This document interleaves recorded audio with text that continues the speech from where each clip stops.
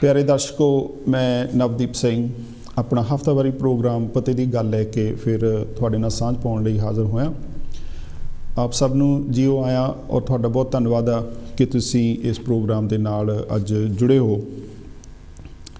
दर्शकों, जिवें हर साल जिहड़ा मैंटल हैल्थ अवेयरनैस यूके दे विच मनाया जांदा, इस साल भी ये हफ्ता जिहड़ा हैगा ये आउण वाले मंडे तो भाव 9 मई तो लैके 15 मई तक जिहड़ा हैगा ये हफ्ता मनाया जाएगा।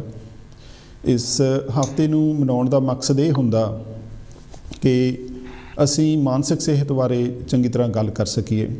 जिवें तुसीं जाणदे ही हो कि मैं अक्सर जिहड़ा हैगा अपने प्रोग्राम दे विच इस सेहत बारे, मानसिक सेहत बारे खास करके मैं जिक्र करदा रहना करके मानसिक सेहत जिहड़ी हैगी आ वो साडी संपूर्ण सेहत दा बहुत वड्डा हिस्सा हैगा। अगर असी सरीरक तौर पर ठीक हाँ पर साडी मानसिक सेहत ठीक नहीं हैगी तो फिर भी असी पूरी तरह जिद्दां विचर सकते हाँ जां सानूं विचरना चाहिए हैगा, साडा वो कंप्रोमाइज़ हो जाता, उहदे विच असी अपना पूरा बनदा रोल जिहड़ा हैगा वो नहीं निभा सकते। बदकिस्मती ये है कि साडे भाईचारे दे विच मानसिक सेहत बारे एक तो जिहड़ी जानकारी आ वो बहुत घट आ और दूसरा जिहड़ा हैगा कि मानसिक सेहत नूं खास करके नैगेटिव तौर पर लिया जाता, उन्होंने ना पक्षी तौर पर लिया जाता। असी अगर किसी बंदे नूं मानसिक समस्या कोई आउंदी आ तो साडा दृष्टिकोण बहुत ना पक्षी हुंदा। इहदे भी बहुत सारे कारण हैं और ये सिचुएशन उदों होर भी ज़्यादा गंभीर हो जाती आ जदों असी इनूं वहमां भरमां दे नाल जोड़ लैंदे आ और इहदे इलाज दे लई जिहड़ा हैगा असी माहरां दी थां ते किसी संतां बाबियां दे जिहड़े हैगे दरां ते वो जा बैठदे आ। सो अज भी दा जिहड़ा साडा विशा रहेगा वो मैंटल हैल्थ का ही रहेगा, मानसिक सेहत बारे ही रहेगा। सो इहदे तौर ते ये जिहड़ा हफ्ता मनाया जाता, इस हफ्ते दे विच हर साल एक वखरा थीम चुनिया जाता जिहदे बारे खास करके जिहड़ी हैगी आ वो गलबात कीती जांदी आ। और इस साल जिहड़ा मैंटल हैल्थ अवेयरनैस का मुद्दा जिहड़ा हैगा उन्होंने मुख्य तौर पर रखा, थीम जिहड़ा हैगा वो रखा वो है अकालता बारे। सो इस विषय ते मेरे नाल गल करन दे लई अज मेरे नाल मेरे खास मेहमान जिहड़े हैगे आ वो पंजाब तो जुड़ रहे आ।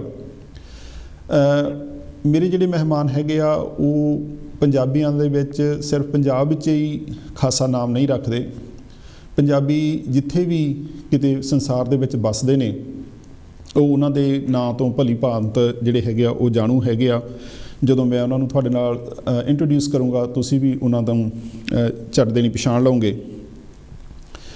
ਉਹਨਾਂ ਬਾਰੇ ਜਾਣਕਾਰੀ ਦੇਣਾ मेरा ख्याल एक पूरा प्रोग्राम चाहिए हैगा कि उन्होंने जिहड़ी घालना हैगी आ उन्हों का कंट्रीब्यूशन हैगा वो इन्ना वड्डा हैगा। पर बरीफ दे विच मैं तुहानूं ये दसना चाहुंदा कि वो अध्यापन के किते नाल जुड़े हुए ने। वो सरकारी मैडिकल कॉलेज जिहड़ा हैगा उहदे विच ओह प्रोफैसर के तौर पर विचर रहे ने। समाजिक तौर पर वो बड़ा हिस्सा पाते आ, ਵੱਖ-ਵੱਖ ਥਾਵਾਂ ਤੇ ਜਾਂਦੇ ਆ, ਉਹ ਲੈਕਚਰ ਦਿੰਦੇ ਆ, ਲੋਕਾਂ ਨੂੰ ਸਿਹਤ ਪ੍ਰਤੀ ਜਾਗਰੂਕ ਕਰਦੇ ਆ। और मेरा ख्याल शायद ही पंजाब का कोई पंजाबी अखबार या रसाला विदेशों के अखबार रसाले भी असीं उन्हां दे विच ऐड कर सकते हैं जिन्हां दे विच तुसीं कदे ना कदे उन्हां दा लेख जां उन्हां दी कोई टिप्पणी जिहड़ी हैगी आ वो ना पढ़ी होवे। सो मैं ज़्यादा चिर ना लाउंदा होया मैं अपने मेहमान जिहड़े हैगे आ उन्हां नाल तुहाडा तुआरफ कराउणा हैगा। अज साडे नाल गल करन दे लई साडे नाल जुड़े हैगे आ डॉक्टर श्याम सुंदर दीप्ति जी। डॉक्टर साहब तुहाडा प्रोग्राम पते की गल दे विच बहुत स्वागत हैगा। सो तुसीं साडे दर्शकां नाल सांझ पाउण दी खिच करोगे। हाँ जी बहुत बहुत धन्यवाद जी। अपने पते की गल प्रोग्राम दे विच बहुत ही वधिया नाम है कि पते की गल जिहड़ी आपां जिहड़ी करनी चाहिए है ते अक्सर होनी चाहिए है। तुसीं पते की गल दे विच मेरी सांझ पा रहे हो अपने श्रोतियां दे नाल। सारिआं दा बहुत बहुत मतलब कि जी आया स्वागत ते बहुत बहुत धन्यवाद तुहाडा जिहड़ा तुसीं मैनूं मौका दे रहे हो। तुहाडा बहुत धन्यवाद है डॉक्टर साहब कि तुसीं समा कढिआ हैगा। डॉक्टर साहब जदों असीं मानसिक सेहत की गल करदे हां तां कि असीं मन की गल कर रहे हुंदे हां जां असीं अपने दिमाग की गल कर रहे हुंदे हां। ਜਦੋਂ ਮਾਨਸਿਕ ਸਿਹਤ ਵਿਗੜਦੀ ਆ ਕਿ ਸਾਡੇ ਦਿਮਾਗ ਦੇ ਵਿੱਚ ਜਿਹੜੇ ਰਸਾਇਣਿਕ ਜਿਹੜੇ ਹੈਗੇ ਆ ਤੱਤ ਆ ਉਹਨਾਂ ਦੀ ਉੱਪਰ ਥੱਲੇ ਹੁੰਦੇ ਆ, ਉਹਨਾਂ ਕਰਕੇ ਸਾਨੂੰ ਸਮੱਸਿਆ ਆਉਂਦੀ ਆ, ਜਾਂ ਇਹ ਸਾਡੇ ਮਨ ਦਾ ਰੋਗ ਆ? ਇੱਕ ਤਾਂ ਸਵਾਲ ਇਹ। ਦੂਸਰਾ ਸਵਾਲ ਮੇਰਾ ਨਾਲ ਲੱਗਦਾ ਇਹ ਆ ਕਿ ਅਗਰ ਇਹ ਮਨ ਦੇ ਰੋਗ ਆ ਤੇ ਇਹ ਮਨ ਕੀ ਹੁੰਦਾ, ਸਾਨੂੰ ਇਹਦੇ ਬਾਰੇ ਥੋੜੀ ਜਿਹੀ ਜਾਣਕਾਰੀ ਦਿਓ। ਤੁਸੀਂ ਆਪਣੇ ਸਵਾਲ ਦੇ ਵਿੱਚ ਕਾਫੀ ਮਤਲਬ ਕਿ 2-3 ਮੈਂ ਕਹਾਂਗੀ 2-3 ਤੋਂ ਵੀ ਵੱਧ ਪਹਿਲੂ ਜਿਹੜੇ ਨੇ ਉਹ ਜੋੜੇ ਹੈਗੇ ਨੇ ਜੀ। ਦਰਅਸਲ ਆਪਾਂ ਜਿਹੜੀ ਤੁਸੀਂ ਸ਼ੁਰੂ ਦੇ ਵਿੱਚ ਟਿੱਪਣੀ ਕੀਤੀ ਹੈਗੀ ਹੈ ਮਤਲਬ ਕਿ ਮਾਨਸਿਕ ਸਿਹਤ ਨੂੰ ਲੈ ਕੇ ਵੀ ਅਸੀਂ ਸਰੀਰਕ ਸਿਹਤ ਬਾਰੇ ਤਾਂ ਅਸੀਂ ਸਮਝਦੇ ਆ, ਜਾਣਦੇ ਆ, ਪਰ ਮਾਨਸਿਕ ਸਿਹਤ ਬਾਰੇ ਸਾਨੂੰ ਅਜੇ ਪੂਰੀ ਤਰ੍ਹਾਂ ਜਾਣਕਾਰੀ ਨਹੀਂ ਹੈ। ਮੈਂ ਇਹਦੇ ਥੋੜਾ ਹੋਰ ਤੋੜਨਾ ਚਾਹਨਾ। ਹਾਂਜੀ।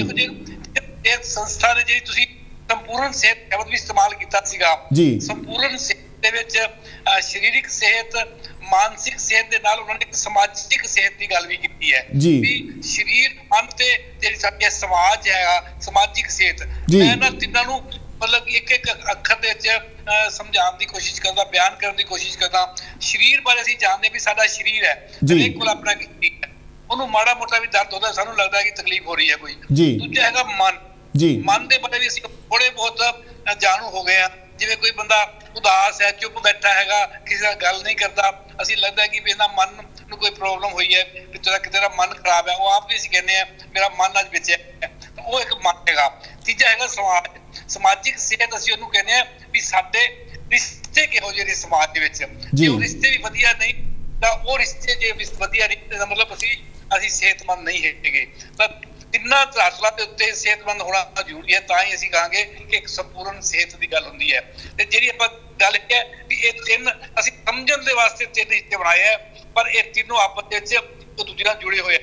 ਜੇ ਕਿਸੇ ਦਾ ਸਰੀਰ ਠੀਕ ਨਹੀਂ ਹੁੰਦਾ ਤਾਂ ਉਹਦਾ ਮਨ ਵੀ ਠੀਕ ਨਹੀਂ ਹੁੰਦਾ। ਅਸੀਂ ਪਿੱਛੇ ਹੁੰਦੇ ਆ, ਚਾਹੇ ਸਾਡਾ ਸਿਰ ਵੀ ਦੁਖਦਾ ਹੋਵੇ, ਅਸੀਂ ਮਾਨਸਿਕ ਤੌਰ ਤੇ ਚੈਨ ਹੁੰਦੇ ਆ। ਸਮਾਜਿਕ ਤੌਰ ਤੇ ਸਾਡਾ ਰਿਸ਼ਤਾ ਵਧੀਆ ਨਹੀਂ ਹੈ, ਮਾਂ ਪਿਓ ਦਾ, ਬੱਚਿਆਂ ਦਾ, ਆਪਣੇ ਕੁੜੀ ਦਾ, ਆਪਣੇ ਦੋਸਤ ਦੇ ਨਾਲ, ਜਿਹੜੀ ਕੰਮ ਵਾਲੀ ਥਾਂ ਤੇ ਅਸੀਂ ਕੋਈ ਵਧੀਆ ਰਿਸ਼ਤੇ ਨਹੀਂ ਬਣਾਏ, ਫਿਰ ਅਸੀਂ ਉੱਥੇ ਚੈਨ ਹੁੰਦੇ ਆ, ਤਾਂ ਫਿਰ ਮਨ ਖਰਾਬ ਹੁੰਦਾ ਹੈ। ਜਦੋਂ ਮਨ ਖਰਾਬ ਹੁੰਦਾ ਤਾਂ ਫਿਰ ਉਹ ਸਰੀਰ ਤੇ ਅਸਰ ਕਰਦਾ। ਇਸ ਕਰਕੇ ਇਹਨੇ ਜੇ ਤਿੰਨੇ ਧਰਾਤਲ ਨੇ, ਇਹ ਇੱਕ ਸਥਿਤੀ ਨੂੰ ਸਮਝਣ ਵਾਸਤੇ ਵਧੀਆ ਵੰਡ ਹੈਗੀ ਹੈ, ਪਰ ਆਪਾਂ ਇਹਨੂੰ ਸੰਪੂਰਨ ਸਿੱਖ ਕਰਦੇ ਆ ਤਾਂ ਆਪਾਂ ਇਹ ਤਿੰਨਾਂ ਨੂੰ ਆਪਾਂ ਵੱਖ-ਵੱਖ ਕਰਕੇ ਸਮਝਦੇ ਆ।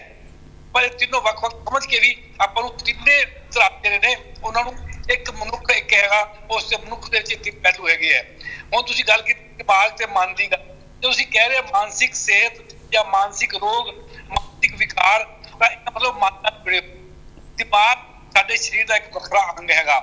ਜੇ ਮੈਂ ਕਹਾਂ ਸਰੀਰ ਵਿਗਿਆਨ ਦੇ ਪੱਖ ਤੋਂ, ਜਿਵੇਂ ਅਸੀਂ ਕਹਿੰਦੇ ਆ ਵੀ ਸਾਡਾ ਇੱਕ ਦਿਲ ਹੈ, ਸਾਡਾ ਇੱਕ ਦਿਮਾਗ ਹੈ, ਇੱਕ ਸਾਡਾ ਗੁਰਦੇ ਹੈਗੇ, ਇੱਕ ਜਿਗਰ ਹੈਗਾ, ਪੇਟ ਹੈਗਾ, ਇਸ ਦਾ ਮਤਲਬ ਇਹ ਜਿਹੜੇ ਉਸੇ ਦਿਮਾਗ ਇੱਕ ਹਿੱਸਾ ਹੈ। ਅਸੀਂ ਉਹਨੂੰ ਦੇਖ ਸਕਦੇ ਹਾਂ। ਤੁਸੀਂ ਮਤਲਬ ਕਿ ਸਾਡੇ ਜਿਹੜੇ ਬੱਚੇ ਪੜ੍ਹਦੇ ਨੇ ਸਰੀਰ ਦਾ ਉਹ ਮਤਲਬ ਕਿ ਡਾਇਸੈਕਸ਼ਨ ਵੀ ਕਰਦੇ ਨੇ। ਸਾਡੇ ਮਿਊਜ਼ੀਅਮ ਦੇ ਵਿੱਚ ਵੀ ਇਹ ਸਾਰੇ ਜਿਹੜੇ ਨੇ ਪੰਜਾਬ ਵਿੱਚ ਪਏ ਆ, ਕੋਈ ਵੀ ਦੇਖਣਾ ਚਾਹੇ ਦੇਖ ਸਕਦਾ ਹੈ। ਇਹ ਦਿਮਾਗ ਹੈਗਾ ਜੀ। ਆਮ ਤੌਰ ਤੇ ਦਿਮਾਗ ਦੀ ਫੋਟੋ ਆਪ ਵੀ ਸਰਚ ਕਰਨਾ ਚਾਹੋ ਪਾਓਗੇ ਤਾਂ ਤੁਹਾਨੂੰ ਇੱਕ ਬ੍ਰੇਨ ਨੰਬਰ ਆਪਦਾ, ਜਿਹਦੇ ਵਿੱਚ ਕਾਫੀ ਸਾਰੇ ਗਰੂਪਸ ਹੁੰਦੇ ਆ। ਬ੍ਰੇਨ ਦੀ ਸ਼ਕਲ ਆਮ ਅਖਬਾਰਾਂ ਵਿੱਚ ਵੀ ਛਪਦੀ ਹੈ, ਜਦੋਂ ਕੋਈ ਬ੍ਰੇਨ ਨਾਲ ਸੰਬੰਧਿਤ ਕੋਈ ਲੇਖ ਛਪਦਾ ਹੈਗਾ। ਤੁਸੀਂ ਕਦੇ ਮਨ ਦੀ ਥੋੜੀ ਦੇਖੀ ਹੋਣੀ ਵੀ ਇਹ ਮਨ ਇਹ ਹੈਗਾ। ਤਾਂ ਇਸ ਕਰਕੇ ਮਨ ਜਿਹੜਾ ਹੈਗਾ ਉਹ ਬਿਲਕੁਲ ਵੱਖਰੀ ਚੀਜ਼ ਹੈ, ਦਿਮਾਗ ਜਿਹੜਾ ਹੈਗਾ ਉਹ ਬਿਲਕੁਲ ਵੱਖਰੀ ਚੀਜ਼ ਹੈ। ਮਨ ਦੇ ਰੋਗ ਵੱਖਰੇ ਹੁੰਦੇ ਨੇ, ਦਿਮਾਗ ਦੇ ਰੋਗ ਵੱਖਰੇ ਹੁੰਦੇ ਨੇ। ਦਿਮਾਗ ਨੂੰ ਸੱਟ ਲੱਗਦੀ ਹੈ, ਜਿਵੇਂ ਮਤਲਬ ਕਿ ਲਕਵਾ ਹੋ ਗਿਆ, ਮਤਲਬ ਕਿ ਕੋਈ ਪਾਸਾ ਮਾਰਿਆ ਗਿਆ ਹੈ ਨਾ, ਜੇ ਕਿਸੇ ਦੀ ਮੂੰਹ ਟੇਢਾ ਹੋ ਗਿਆ, ਇਹ ਜਿਹੜੇ ਨੇ ਇਸ ਦੇ ਦਿਮਾਗ ਦੇ ਵਿੱਚ ਕੋਈ ਪੈ ਜਾਂਦੀ ਹੈ, ਸੱਟ ਲੱਗ ਜਾਂਦੀ ਹੈ। ਜਾਂ ਕਿਸੇ ਮਤਲਬ ਜਿਵੇਂ ਅੱਜ ਕੱਲ੍ਹ ਹਾਰਟ ਅਟੈਕ ਹੁੰਦਾ ਹੋਇਆ, ਬ੍ਰੇਨ ਅਟੈਕ ਹੁੰਦਾ। ਇੱਕ ਬ੍ਰੇਨ ਅਟੈਕ ਦੇ ਵਿੱਚ ਸਰੀਰ ਦਾ ਕੋਈ ਨਾ ਕੋਈ ਅੰਗ ਜਿਹੜਾ ਹੈਗਾ ਉਹ ਮਤਲਬ ਕਿਸੇ ਦੀ ਆਵਾਜ਼ ਚਲੀ ਜਾਂਦੀ ਹੈ ਜਾਂ ਕੁਝ ਇਸ ਤਰ੍ਹਾਂ ਦਾ ਹੈਗਾ। ਤਾਂ ਉਹ ਬ੍ਰੇਨ ਦੇ ਰੋਗ ਨੇ। ਇਹ ਮਨ ਦੇ ਰੋਗ ਜਿਹੜੇ ਨੇ ਉਹ ਬਿਲਕੁਲ ਹੀ ਵੱਖਰੇ ਨੇ। ਤੇ ਦੂਜਾ ਤੁਸੀਂ ਜੋੜਿਆ ਸੀਗਾ ਵੀ ਜੇ ਇਹ ਮਨ ਦੇ ਰੋਗ ਨੇ ਤਾਂ ਫਿਰ ਮਨ ਕੀ ਹੈ ਜੀ।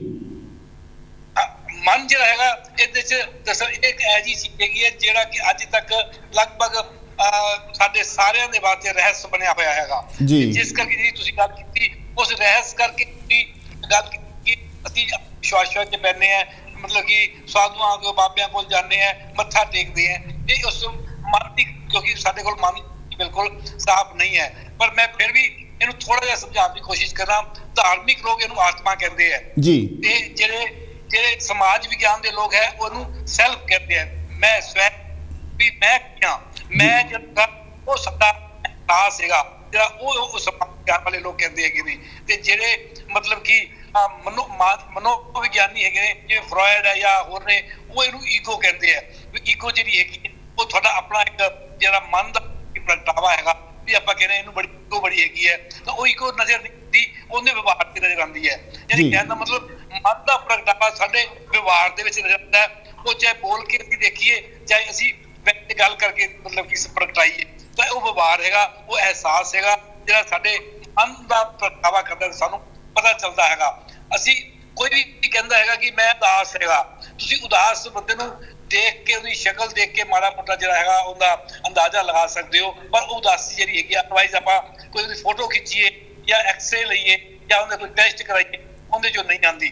ਤਾਂ ਉਦਾਸੀ ਹੈ ਜਾਂ ਮਤਲਬ ਕਿ ਹੋਰ ਜਿਹੜੀਆਂ ਮਾਨਸਿਕ ਰੋਗਾਂ ਨੇ ਉਹ ਉਹਨਾਂ ਦਾ ਕੋਈ ਉਸ ਤਰ੍ਹਾਂ ਦਾ ਟੈਸਟ ਵੀ ਟੈਸਟ ਦੇਖ ਕੇ ਆਪਾਂ ਕਹਿ ਸਕੀਏ ਵੀ ਇਹਦੇ ਖੂਨ ਦੀ ਘਾਟ ਹੈ, ਇਹਨੂੰ ਅਨੀਮੀਆ ਹੋਇਆ ਜਾਂ ਇਹਦੇ 'ਚ ਕੁਝ ਹੋ ਰਿਹਾ, ਉਸ ਤਰ੍ਹਾਂ ਦਾ ਨਹੀਂ ਹੁੰਦਾ। ਜਾਂ ਅਸੀਂ ਜਿਵੇਂ ਦੂਜੀਆਂ ਟਾਈਫਾਇਡ ਵਰਗੀਆਂ ਬਿਮਾਰੀਆਂ ਨੇ, ਮਲੇਰੀਆ ਦਾ ਜਿਵੇਂ ਟੈਸਟ ਕਰਾਉਂਦੇ ਆ, ਮਲੇਰੀਆ ਪੈਰਾਸਾਈਟ ਹੁੰਦਾ, ਟਾਈਫਾਇਡ ਦੇ ਬੈਕਟੀਰੀਆ ਹੁੰਦੇ ਆ, ਇਹ ਲੱਭ ਜਾਂਦੇ ਆ।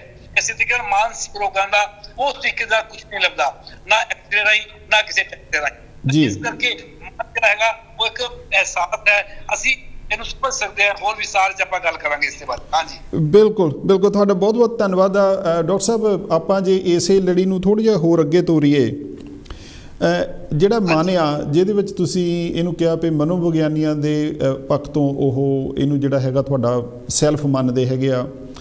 ਫਰੋਇਡ ਜਿਹੜਾ ਹੈਗਾ, ਸਿਗਮੰਡ ਫਰੋਇਡ ਹੈਗਾ ਮਨੋਵਿਗਿਆਨੀ, ਮਹਾਨ ਮਨੋਵਿਗਿਆਨੀ ਹੋਇਆ, ਉਹ ਇਹਨੂੰ ਈਗੋ ਕਹਿੰਦਾ ਹੈਗਾ। ਇਹ ਮਨ ਕਦੋਂ ਹੋਂਦ ਵਿੱਚ ਆਉਂਦਾ? ਜਦੋਂ ਬੱਚਾ ਜਨਮ ਲੈਂਦਾ, ਜਾਂ ਜਿਵੇਂ ਇਹ ਜਿਹੜਾ ਬੱਚਾ ਹੈਗਾ ਆ ਆਪਣੀ ਉਮਰ ਦਾ ਜਿਹੜਾ ਪੜਾਅ ਆ ਜਾਂ ਉਮਰ ਦੇ ਉਹਦਾ ਵਾਧਾ ਹੁੰਦਾ ਆ। ਔਰ ਇਹਦੇ ਨਾਲ ਲੱਗਦਾ ਹੀ ਸਵਾਲ ਮੇਰਾ ਇਹ ਹੈਗਾ ਡਾਕਟਰ ਸਾਹਿਬ, ਉਹ ਇਹ ਕਿ ਮਨੁੱਖੀ ਮਨ ਜਿਹੜਾ ਹੈਗਾ ਉਹ ਸਮਾਂ ਬੀਤਣ ਦੇ ਨਾਲ, ਉਮਰ ਬੀਤਣ ਦੇ ਨਾਲ, ਕੀ ਉਹ ਵੀ ਵਿਕਾਸ ਕਰਦਾ ਰਹਿੰਦਾ ਹੈਗਾ? ਉਹ ਆਪਣੇ ਵੱਖਰੇ ਪੜਾਵਾਂ ਦੇ ਵਿੱਚ ਹੀ ਨਿਕਲਦਾ ਹੈਗਾ? ਬਿਲਕੁਲ, ਇਹ ਦੋਵੇਂ ਐਸੇ ਸਵਾਲ ਜੁੜੇ ਹੀ ਹੋਏ ਹੈ। ਦੇਖੋ, ਤੁਸੀਂ ਗੱਲ ਕੀਤੀ ਵੀ ਆਪਣੇ ਹੋਂਦ ਕਦੋਂ ਜਾਂਦਾ ਹੈਗਾ। ਮੈਂ ਤੁਹਾਨੂੰ ਦੱਸਿਆ ਵੀ ਜਦੋਂ ਬੱਚਾ ਪੈਦਾ ਹੁੰਦਾ ਹੈਗਾ, ਬ੍ਰੇਨ ਉਹਦੇ ਕੋਲ ਹੈਗਾ, ਤੁਸੀਂ ਉਹਦਾ ਐਕਸਰੇ ਕਰਕੇ, ਸਕੈਨ ਕਰਕੇ, ਹੋਰ ਸਾਰਾ ਕੁਝ MRI ਕਰਕੇ, ਜਿਹੜੇ ਵੀ ਨਵੇਂ ਟੈਸਟ ਹੈਗੇ ਨੇ ਉਹ ਸਾਰੇ ਕਰਕੇ ਤੁਸੀਂ ਉਹਦੀਆਂ ਬਹੁਤ ਬਰੀਕੀਆਂ ਜਾਣ ਸਕਦੇ ਹੋ ਕਿ ਇਹਦਾ ਬ੍ਰੇਨ ਕਿਹੋ ਜਿਹਾ ਹੈਗਾ, ਹਾਰਟ ਕਿਹੋ ਜਿਹਾ ਹੈਗਾ, ਲੀਵਰ ਕਿਹੋ ਜਿਹਾ ਹੈਗਾ, ਸਾਰੇ ਸਰੀਰ ਦੀ ਆਪਾਂ ਸਕੈਨਿੰਗ ਕਰ ਸਕਦੇ ਹੈਗੇ ਆ। ਤੇ ਪਰ ਜਿਹੜੀ ਮਨ ਦੀ ਹੈ ਉਹ ਜਿਹੜੀ ਮੈਂ ਗੱਲ ਕੀਤੀ ਹੈ ਕਿ ਜਦੋਂ ਬੱਚਾ ਬੋਲਣ ਲੱਗਦਾ ਹੈਗਾ, ਪਹਿਲਾ ਸ਼ਬਦ ਬੋਲਦਾ ਵੀ ਮੈਂ, ਇਹ ਮੇਰਾ ਹੈਗਾ, ਭਰਾ ਹੈਗਾ, ਆਪਾਂ ਉਹਨੂੰ ਇੰਟਰੋਡਿਊਸ ਕਰਾਉਂਦੇ ਆ। ਮਾਂ ਬਾਪ ਦੱਸਦੇ ਇਹ ਤੇਰਾ ਭਰਾ ਹੈਗਾ, ਉਹ ਫਿਰ ਬੋਲਣਾ ਦਾ ਵੀ ਮੇਰਾ ਭਰਾ, ਮੇਰੀ ਮਾਂ, ਮੇਰਾ ਬਸਤਾ, ਮੇਰਾ ਸਕੂਲ, ਮੇਰਾ ਘਰ। ਇਹ ਜਿਹੜਾ ਮੇਰਾ ਪਨ ਹੈਗਾ ਨਾ, ਇਹਦਾ ਉਹਨੂੰ ਹੌਲੀ ਹੌਲੀ ਹੁੰਦਾ ਮਨ ਦਾ ਵਿਕਾਸ ਕਰ ਰਿਹਾ ਹੁੰਦਾ ਹੈ। ਉਹਦੇ ਮਤਲਬ ਅਹਿਸਾਸ ਦਾ ਵਿਕਾਸ ਹੁੰਦਾ ਹੈ, ਉਹਦੇ ਮਨ ਦਾ ਵਿਕਾਸ ਹੁੰਦਾ ਹੈਗਾ। ਤੇ ਇਹ ਮਨ ਦਾ ਵਿਕਾਸ ਹੈਗਾ, ਇਹ ਫਿਰ ਆਪਾਂ ਇਹ ਸਮਾਜ ਦੇ ਨਾਲ ਜੁੜਿਆ ਹੋਇਆ ਹੈਗਾ ਵੀ ਜਿਵੇਂ ਜਿਵੇਂ ਜੋ ਜਿਹਾ ਸਮਾਜ ਉਸ ਨੂੰ ਮਿਲਦਾ ਹੈਗਾ ਉਹਦੇ ਮਨ ਦਾ ਵਿਕਾਸ ਜਿਹੜਾ ਹੈਗਾ ਹੁੰਦਾ ਰਹਿੰਦਾ ਹੈ। ਆਪਾਂ ਮਤਲਬ ਕਿ ਉਹਨੂੰ ਜੇ ਸਿਖਾਉਂਦੇ ਆ ਚੀਜ਼ਾਂ, ਯਾਨੀ ਕਿ ਫਿਰ ਆਪਾਂ ਉਹਨੂੰ ਡੋਜ਼ ਐਂਡ ਡੋਂਟਸ ਸਿਖਾਉਂਦੇ ਆ ਵੀ ਇਹ ਕਰਨਾ, ਇਹ ਨਹੀਂ ਕਰਨਾ, ਇੱਥੇ ਮੱਥਾ ਟੇਕਣਾ, ਇੱਥੇ ਮਤਲਬ ਕਿ ਗੱਲ ਬੁਲਾਉਣੀ ਹੈ, ਇੱਥੇ ਮਤਲਬ ਕਿ ਹੈ ਨਾ, ਇਹ ਖਾਣਾ, ਇਹ ਨਹੀਂ ਖਾਣਾ, ਇਹ ਪਹਿਨਣਾ, ਇਹ ਨਹੀਂ ਪਹਿਨਣਾ, ਇਹ ਹੁੰਦੀ ਹੋਈ ਉਹ ਫਿਰ ਉਹਦੇ ਮਤਲਬ ਕਿ ਵਿਕਾਸ ਹੁੰਦਾ ਜਾਂਦਾ ਤੇ ਉਸਦਾ ਜਿਹੜਾ ਸਵੈ ਹੈਗਾ ਉਹ ਬਣਦਾ ਜਾਂਦਾ ਹੈ। ਫਿਰ ਉਹ ਆਪਣੇ ਆਪ ਨੂੰ ਲੱਭਣ ਲੱਗ ਪੈਂਦਾ ਮੈਂ ਮਤਲਬ ਕਿ ਕੀ ਚੀਜ਼ ਹੈ। ਉਹ ਜਿਹੜਾ ਹੈ ਪਕੜੇ ਮਨੁੱਖ ਦੇ ਵਿੱਚ ਖਾਸੀਅਤ ਹੈਗੀ ਹੈ ਵੀ ਜਿਹੜੀ ਆਪਾਂ ਮਨ ਨਾਲ ਜੋੜ ਸਕਦੇ ਹਾਂ ਕਿ ਮਨ ਆਦਮੀ ਜਿਹੜਾ ਇਹੋ ਜਿਹਾ ਪ੍ਰਾਣੀ ਹੈ ਜਿਹਨੇ ਆਪਣੀ ਵਿਕਾਸ ਯਾਤਰਾ ਦੇ ਵਿੱਚ ਇਸ ਅਹਿਸਾਸ ਨੂੰ ਵਿਕਸਿਤ ਕੀਤਾ ਹੈਗਾ। ਮਨੁੱਖ ਹੀ ਇਹੋ ਜਿਹਾ ਪ੍ਰਾਣੀ ਹੈਗਾ ਜਿਹੜਾ ਇਕੱਲਾ ਬੈਠਾ ਆਪਣੇ ਆਪ ਨਾਲ ਗੱਲ ਕਰ ਸਕਦਾ ਹੈਗਾ। ਉਹ ਆਪਣੇ ਆਪ ਨਾਲ ਗੱਲ ਕਰਨਾ ਅਸੀਂ ਉਹਨੂੰ ਆਤਮਾ ਕਹਿ ਦਿੰਦੇ ਹਾਂ ਜਿਹੜੇ ਧਾਰਮਿਕ ਲੋਕ ਨੇ, ਪਰ ਉਹਦਾ ਸਵੈ ਜਿਹੜਾ ਉਹ ਸਵੈ ਆਪਣੇ ਆਪ ਨੂੰ ਕੱਢ ਕੇ ਸਾਹਮਣੇ ਰੱਖ ਕੇ ਉਹਦੇ ਨਾਲ ਗੱਲਾਂ ਕਰ ਸਕਦਾ ਹੈਗਾ, ਹੈਨਾ। ਪਰ ਉਹ ਗੱਲਾਂ ਕਰਦਾ ਹੈਗਾ, ਉਹ ਗੱਲਾਂ ਕਰਦਾ ਹੈ ਕਿ ਅੱਜ ਮੈਨੂੰ ਤੇ ਅਧਿਆਪਕ ਨੇ ਆਹ ਬੋਲਿਆ, ਬੱਚਾ ਜਿਹੜਾ ਹੈਗਾ ਹੈਨਾ, ਫਿਰ ਜਦੋਂ ਉਹ ਕੰਮ ਕਰਨ ਲੱਗ ਪੈਂਦਾ ਫਿਰ ਲੱਗਦਾ ਕਿ ਮੇਰੇ ਬੌਸ ਨੇ ਮੈਨੂੰ ਇਸ ਤਰ੍ਹਾਂ ਝਿੜਕਿਆ, ਮੈਨੂੰ ਮੇਰੇ ਕੁਲੀਗ ਨੇ ਇਸ ਤਰ੍ਹਾਂ ਕਿਹਾ, ਫਿਰ ਉਹ ਸਵਾਲ ਕਰਦਾ ਹੈਗਾ ਇਸ ਤਰ੍ਹਾਂ ਕਿਉਂ ਕਿਹਾ, ਮੈਨੂੰ ਕਿਉਂ ਕਿਹਾ। ਇਹ ਆਪਣੇ ਆਪ ਨਾਲ ਸਵਾਲ ਕਰਨੇ ਤੇ ਉਹਨਾਂ ਦੇ ਜਵਾਬ ਲੱਭਣੇ, ਇਹ ਜਿਹੜਾ ਹੈਗਾ ਅਸੀਂ ਆਪਣੇ ਦੇਖਦੇ ਹਾਂ ਕਿ ਮਨ ਦਾ ਹੌਲੀ ਹੌਲੀ ਵਿਕਾਸ ਹੁੰਦਾ ਹੈ। ਜਿਹੜਾ ਤੁਸੀਂ ਕਿਹਾ ਕਿ ਬੱਚਾ ਜਿਹੜਾ ਹੈਗਾ 2 ਸਾਲ ਦੇ ਉੱਤੇ ਜਦੋਂ ਬੋਲਣਾ ਸਿੱਖਦਾ ਹੈਗਾ ਉਹਦੇ ਮਨ ਦਾ ਵਿਕਾਸ ਹੁੰਦਾ ਹੈ ਤੇ ਸਾਰੀ ਉਮਰ ਮਰਨ ਤੱਕ ਇਹ ਨਹੀਂ ਹੈ ਕਿ ਵੀ ਮਨ ਦਾ ਵਿਕਾਸ ਅੱਜ ਹੋ ਗਿਆ ਤੇ ਇਹ ਬਸ ਜਿਵੇਂ ਬ੍ਰੇਨ ਹੈਗਾ ਆਪਾਂ ਕਹਿੰਦੇ ਹਾਂ ਕਿ ਬ੍ਰੇਨ ਦਾ ਵਿਕਾਸ 6 ਸਾਲ ਦੇ ਉੱਤੇ ਲਗਭਗ ਉਹਨਾਂ ਦਾ ਵਿਕਾਸ ਹੋ ਜਾਂਦਾ ਹੈ। ਉਸ ਤੋਂ ਬਾਅਦ ਆਉਂਦੀ ਬੌਧਿਕਤਾ ਹੈਗੀ ਆ, ਪੜ੍ਹਦਾ ਹੈ, ਕਿੰਨਾ ਕੁਝ ਕਰਦਾ ਜੋ ਬ੍ਰੇਨ ਦੇ ਰਿਟੇਨ ਹੁੰਦਾ ਹੈਗਾ। ਪਰ ਮਨ ਦਾ ਵਿਕਾਸ ਸਾਰੀ ਉਮਰ ਰਹਿੰਦਾ ਹੈਗਾ। ਕਦੇ ਉਹ ਉਦਾਸ ਹੁੰਦਾ ਹੈ, ਕਦੇ ਨਿਰਾਸ਼ ਹੁੰਦਾ ਹੈ, ਕਦੇ ਉਹਨੂੰ ਕੋਈ ਪ੍ਰਾਪਤੀ ਹੋ ਜਾਂਦੀ ਹੈ ਤਾਂ ਚੰਗਾ ਲੱਗਦਾ ਹੈਗਾ। ਇਹ ਚੰਗਾ ਲੱਗਣਾ, ਬੁਰਾ ਲੱਗਣਾ ਤੇ ਉਹਦੀਆਂ ਪ੍ਰਾਪਤੀਆਂ ਉਹਨੂੰ ਮਤਲਬ ਕਿ ਜਿਹੜੇ ਮਨ ਦੇ ਅਲੱਗ-ਅਲੱਗ ਇਮੋਸ਼ਨਸ ਹੈਗੇ ਨੇ ਉਹ ਅਲੱਗ-ਅਲੱਗ ਇਮੋਸ਼ਨਸ ਉਹ ਸਮੇਂ-ਸਮੇਂ ਤੇ ਉਹਨੂੰ ਮਿਲਦੇ ਰਹਿੰਦੇ ਨੇ ਤੇ ਉਹਨਾਂ ਇਮੋਸ਼ਨ ਨਾਲ ਕਿਵੇਂ ਉਹਨੇ ਡੀਲ ਕਰਨਾ ਹੈਗਾ ਉਹ ਜਿਹੜੀ ਡੀਲਿੰਗ ਹੈਗੀ ਹੈ ਉਹ ਸਿੱਖਦਾ ਰਹਿੰਦਾ।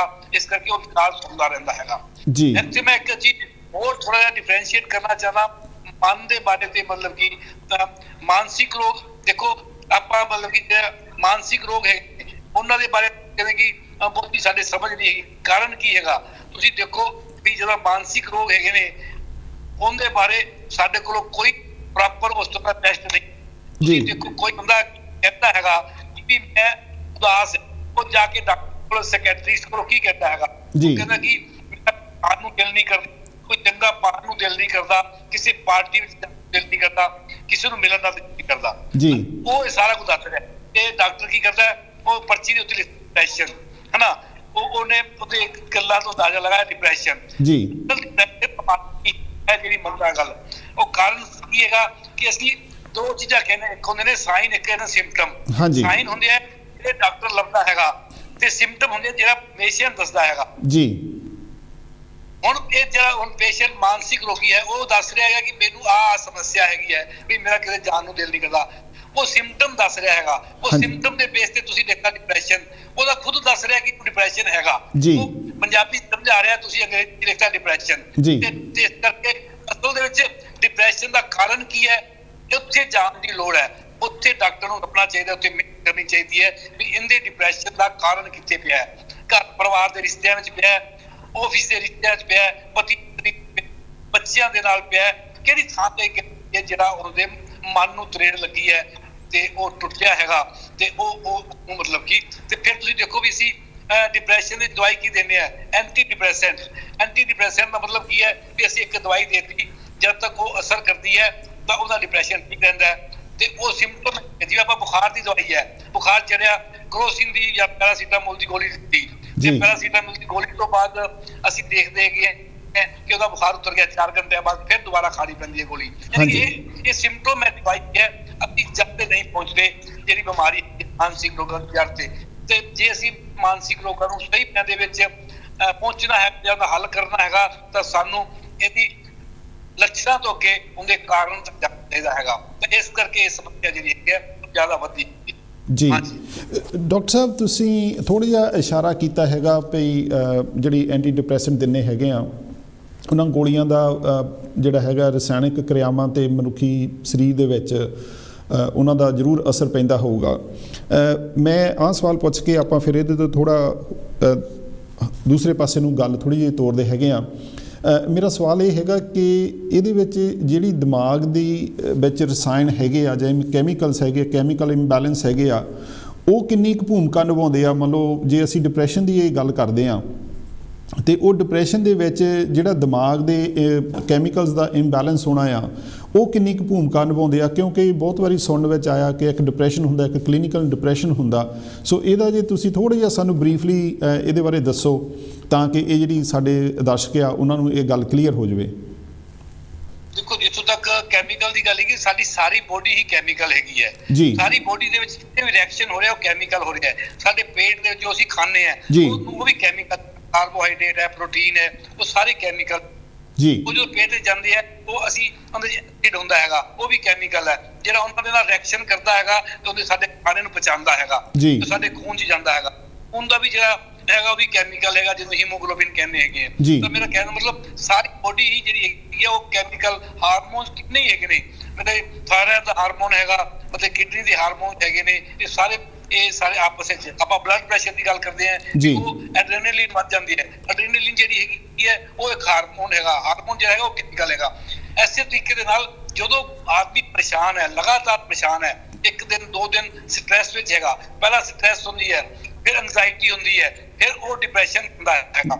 ਇਸ ਸਟ੍ਰੈਸ ਦੇ ਹੌਲੀ ਹੌਲੀ ਸਾਡਾ ਪੇਟ ਦਾ ਤੇਜ਼ਾਬ ਵੱਧਦਾ ਹੈਗਾ, ਹੋਰ ਕੈਮੀਕਲ ਵੱਧਦੇ ਹੈਗੇ ਨੇ। ਤਾਂ ਅਸੀਂ ਜਿਹੜਾ ਆਪਣੀ ਦਵਾਈਆਂ ਦਿੰਦੇ ਨਾ ਉਹ ਇੱਕ ਕੈਮੀਕਲ ਨੂੰ ਬੈਲੈਂਸ ਕਰਨ ਵਾਸਤੇ, ਜਿਹੜਾ ਕਿ ਜਿਹੜਾ ਸਾਡਾ ਡਿਪਰੈਸ਼ਨ ਹੈਗਾ ਜਾਂ ਐਂਗਜ਼ਾਇਟੀ ਹੈ ਜਾਂ ਸਟ੍ਰੈਸ ਹੈ, ਉਹ ਸਾਡੀ ਬੋਡੀ ਦੇ ਜਿਹੜੇ ਹਾਰਮੋਨਸ ਨੇ ਉਹਨਾਂ ਨੂੰ ਇੰਬੈਲੈਂਸ ਕਰਦਾ ਹੈਗਾ, ਉਹ ਇੰਬੈਲੈਂਸ ਕਰਦਾ ਹੈਗਾ ਤੇ ਉਹ ਫਿਰ ਅਸੀਂ ਦਵਾਈ ਨਾਲ ਉਸ ਨੂੰ ਬੈਲੈਂਸ ਬਣਾਉਂਦੇ। ਤਾਂ ਹੀ ਮੈਂ ਕਿਹਾ ਨਾ ਵੀ ਉਹ ਜਦ ਤੱਕ ਉਹ ਦਵਾਈ ਬੈਲੈਂਸ ਬਣਾ ਕੇ ਰੱਖਦੀ ਹੈ ਉਹ ਜਿਹੜਾ ਹੈਗਾ ਉਹ ਠੀਕ ਹੋ ਜਾਂਦਾ ਹੈ। ਜਦ ਤੱਕ ਉਹ ਫਿਰ ਤੁਹਾਡਾ ਉਹ ਦਵਾਈ ਛੱਡ ਦਿੰਦੇ ਆ ਤੇ ਆਲੇ ਦੁਆਲੇ ਦੀ ਜਿਹੜੀ ਹਾਲਤ ਹੈ ਉਹ ਬਣੀ ਰਹਿੰਦੀ ਹੈ। ਡਿਪਰੈਸ਼ਨ ਦਾ ਕਾਰਨ ਕਿੱਥੇ ਪਿਆ? ਪਰਿਵਾਰ 'ਚ ਪਿਆ, ਸਮਾਜ 'ਚ ਪਿਆ, ਦਫ਼ਤਰ 'ਚ ਪਿਆ, ਉਹ ਉੱਥੇ ਬਣੇ ਰਹਿਣਗੇ ਤਾਂ ਫਿਰ ਉਹ ਥੋੜਾ ਇੰਬੈਲੈਂਸ ਨਹੀਂ ਰੁਕੂਗਾ। ਦਵਾਈਆਂ ਉਹਦਾ ਬਹੁਤਾ ਲੰਮਾ ਸਮਾਂ ਉਹਦਾ ਇੰਬੈਲੈਂਸ ਠੀਕ ਨਹੀਂ ਕਰ ਸਕਦੀਆਂ। ਇਸ ਕਰਕੇ ਕੈਮੀਕਲ ਤਾਂ ਹੈਗਾ ਹੀ ਹੈ ਤੇ ਉਹ ਕੈਮੀਕਲ ਰਿਐਕਸ਼ਨ ਹੁੰਦਾ ਹੈਗਾ ਤੇ ਦਵਾਈਆਂ ਵੀ ਸਾਡੀਆਂ ਇਸੇ ਕਰਕੇ ਉਹ ਟਾਈਮ ਤੇ ਹੈਲਪ ਕਰਦੀਆਂ ਹੈਗੀਆਂ। ਮੇਰਾ ਕਹਿਣ ਦਾ ਮਤਲਬ ਹੈ ਕਿ ਜਿਹੜੇ ਇੰਬੈਲੈਂਸ ਹੈਗਾ ਜਿਹੜਾ ਬਾਹਰੋਂ ਹੋਇਆ, ਉਹ ਇੰਬੈਲੈਂਸ ਬਾਹਰੋਂ ਹੀ ਠੀਕ ਹੋਣਾ ਚਾਹੀਦਾ ਹੈ। ਜਿਵੇਂ ਆਪਾਂ ਕਹਿ ਸਕਦੇ ਹਾਂ ਵੀ ਉਹ ਤਰੀਕੇ ਵੀ ਸਾਡੇ ਕੋਲ ਹੈਗੇ ਆ ਵੀ ਉਹ ਇੰਬੈਲੈਂਸ ਕਿਵੇਂ ਆਪਾਂ ਕਰਨਾ ਹੈਗਾ। ਜੀ ਡਾਕਟਰ ਸਾਹਿਬ ਮੈਂ ਜਿਹੜੀ ਤੁਹਾਡੀ ਕਿਤਾਬ ਹੈਗੀ ਆ ਮਨ, ਮਾਹੌਲ ਤੇ ਮਨੋਰੋਗ, 2 ਗੱਲਾਂ ਬੜੀਆਂ ਸਪਸ਼ਟ ਸੀਗੀਆਂ। ਤੁਸੀਂ ਸ਼ੁਰੂ ਦੇ ਵਿੱਚ ਜਿਹੜਾ ਮਾਹੌਲ ਹੈਗਾ, ਆਲਾ ਦੁਆਲਾ ਹੈਗਾ, ਸਮਾਜਿਕ ਸਿਹਤ ਦੀ ਵੀ ਤੁਸੀਂ ਜਿਹੜੀ ਗੱਲ ਕੀਤੀ ਕਿ ਉਹ ਵੀ ਤੁਹਾਡੀ ਸਮੁੱਚੀ ਸਿਹਤ ਦਾ ਇੱਕ ਵੱਡਾ ਹਿੱਸਾ ਹੈਗਾ। ਔਰ ਇਸ ਸਾਲ ਜਿਹੜਾ ਮੈਂਟਲ ਹੈਲਥ ਅਵੇਅਰਨੈਸ ਵੀਕ ਹੈਗੀ ਆ ਉਹਦੇ ਵਿੱਚ ਇਕੱਲਤਾ ਦਾ, ਇਕਲਾਪੇ ਦਾ ਜਿਹੜਾ ਉਹਨਾਂ ਨੇ ਥੀਮ ਰੱਖਿਆ ਹੈਗਾ। ਔਰ ਸਾਡੀ ਬੋਲੀ ਦੇ ਵਿੱਚ ਵੀ ਜਿਹੜੀ ਇਕੱਲਤਾ ਆ ਉਹਨੂੰ ਬੜਾ ਜਿਹੜਾ ਹੈਗਾ ਅਸਰਅੰਦਾਜ਼ ਬਹੁਤੀਆਂ ਚੀਜ਼ਾਂ 'ਤੇ ਹੁੰਦਾ। ਉਹਨੂੰ ਕਹਿੰਦੇ ਵੀ ਆ, ਅਸੀਂ ਕਈ ਵਾਰੀ ਸਾਡੇ ਸਿਆਣੇ ਕਹਿੰਦੇ ਹੁੰਦੇ ਸੀ, ਅਸੀਂ ਸੁਣਦੇ ਸੀ ਵੀ ਇਕੱਲੀ ਹੋਵੇ ਨਾ ਬਣਾ ਦੇ ਵਿੱਚ ਟਾਹਲੀ, ਅਤੇ ਉਹਦਾ ਮੇਰਾ ਖਿਆਲ ਇਸ਼ਾਰਾ ਵੀ ਇਹੀ ਸੀਗਾ ਵੀ ਜਿਹੜੀ ਇਕੱਲਤਾ ਵੀ ਆ ਉਹ ਵੀ ਮਾਨਸਿਕ ਸਿਹਤ 'ਤੇ ਬਹੁਤ ਵੱਡਾ ਅਸਰ ਪਾਉਂਦੀ ਹੈਗੀ ਆ।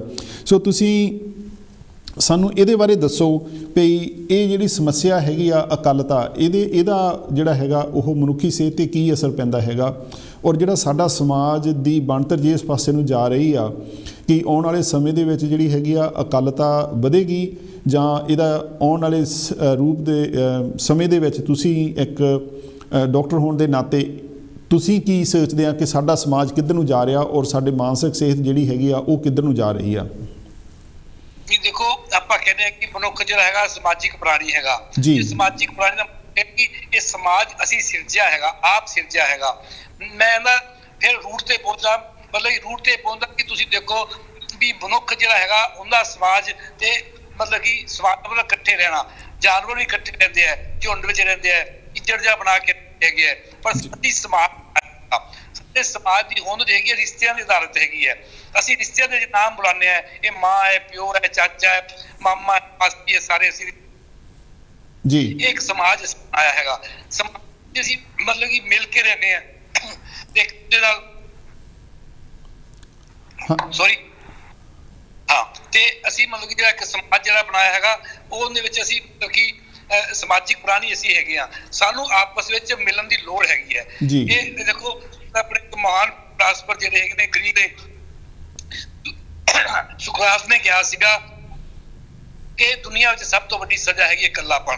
ਵੀ ਅਸੀਂ ਮਤਲਬ ਕਿ ਕਿਸੇ ਬੰਦੇ ਨੂੰ ਇਕੱਲਾ ਕਰ ਦਈਏ ਤੇ ਸਜ਼ਾ ਦੇ ਦਈਏ, ਇਸ ਤੋਂ ਵੱਡੀ ਸਜ਼ਾ ਹੋਰ ਨਹੀਂ ਹੋ ਸਕਦੀ। ਇਹ ਆਪਣੇ ਆਪ ਦੇ ਵਿੱਚ ਮਤਲਬ ਕਿ ਅਸੀਂ ਕਹਿੰਦੇ ਤਰਾਸਦੀ ਹੈ ਕਿ ਅੱਜ ਇਕੱਲੇਪਨ ਲੈ ਕੇ ਪੂਰੇ ਮਤਲਬ ਕਿ ਮਾਨਸਿਕ ਬਾਰੇ ਗੱਲ ਕਰ ਰਹੇ।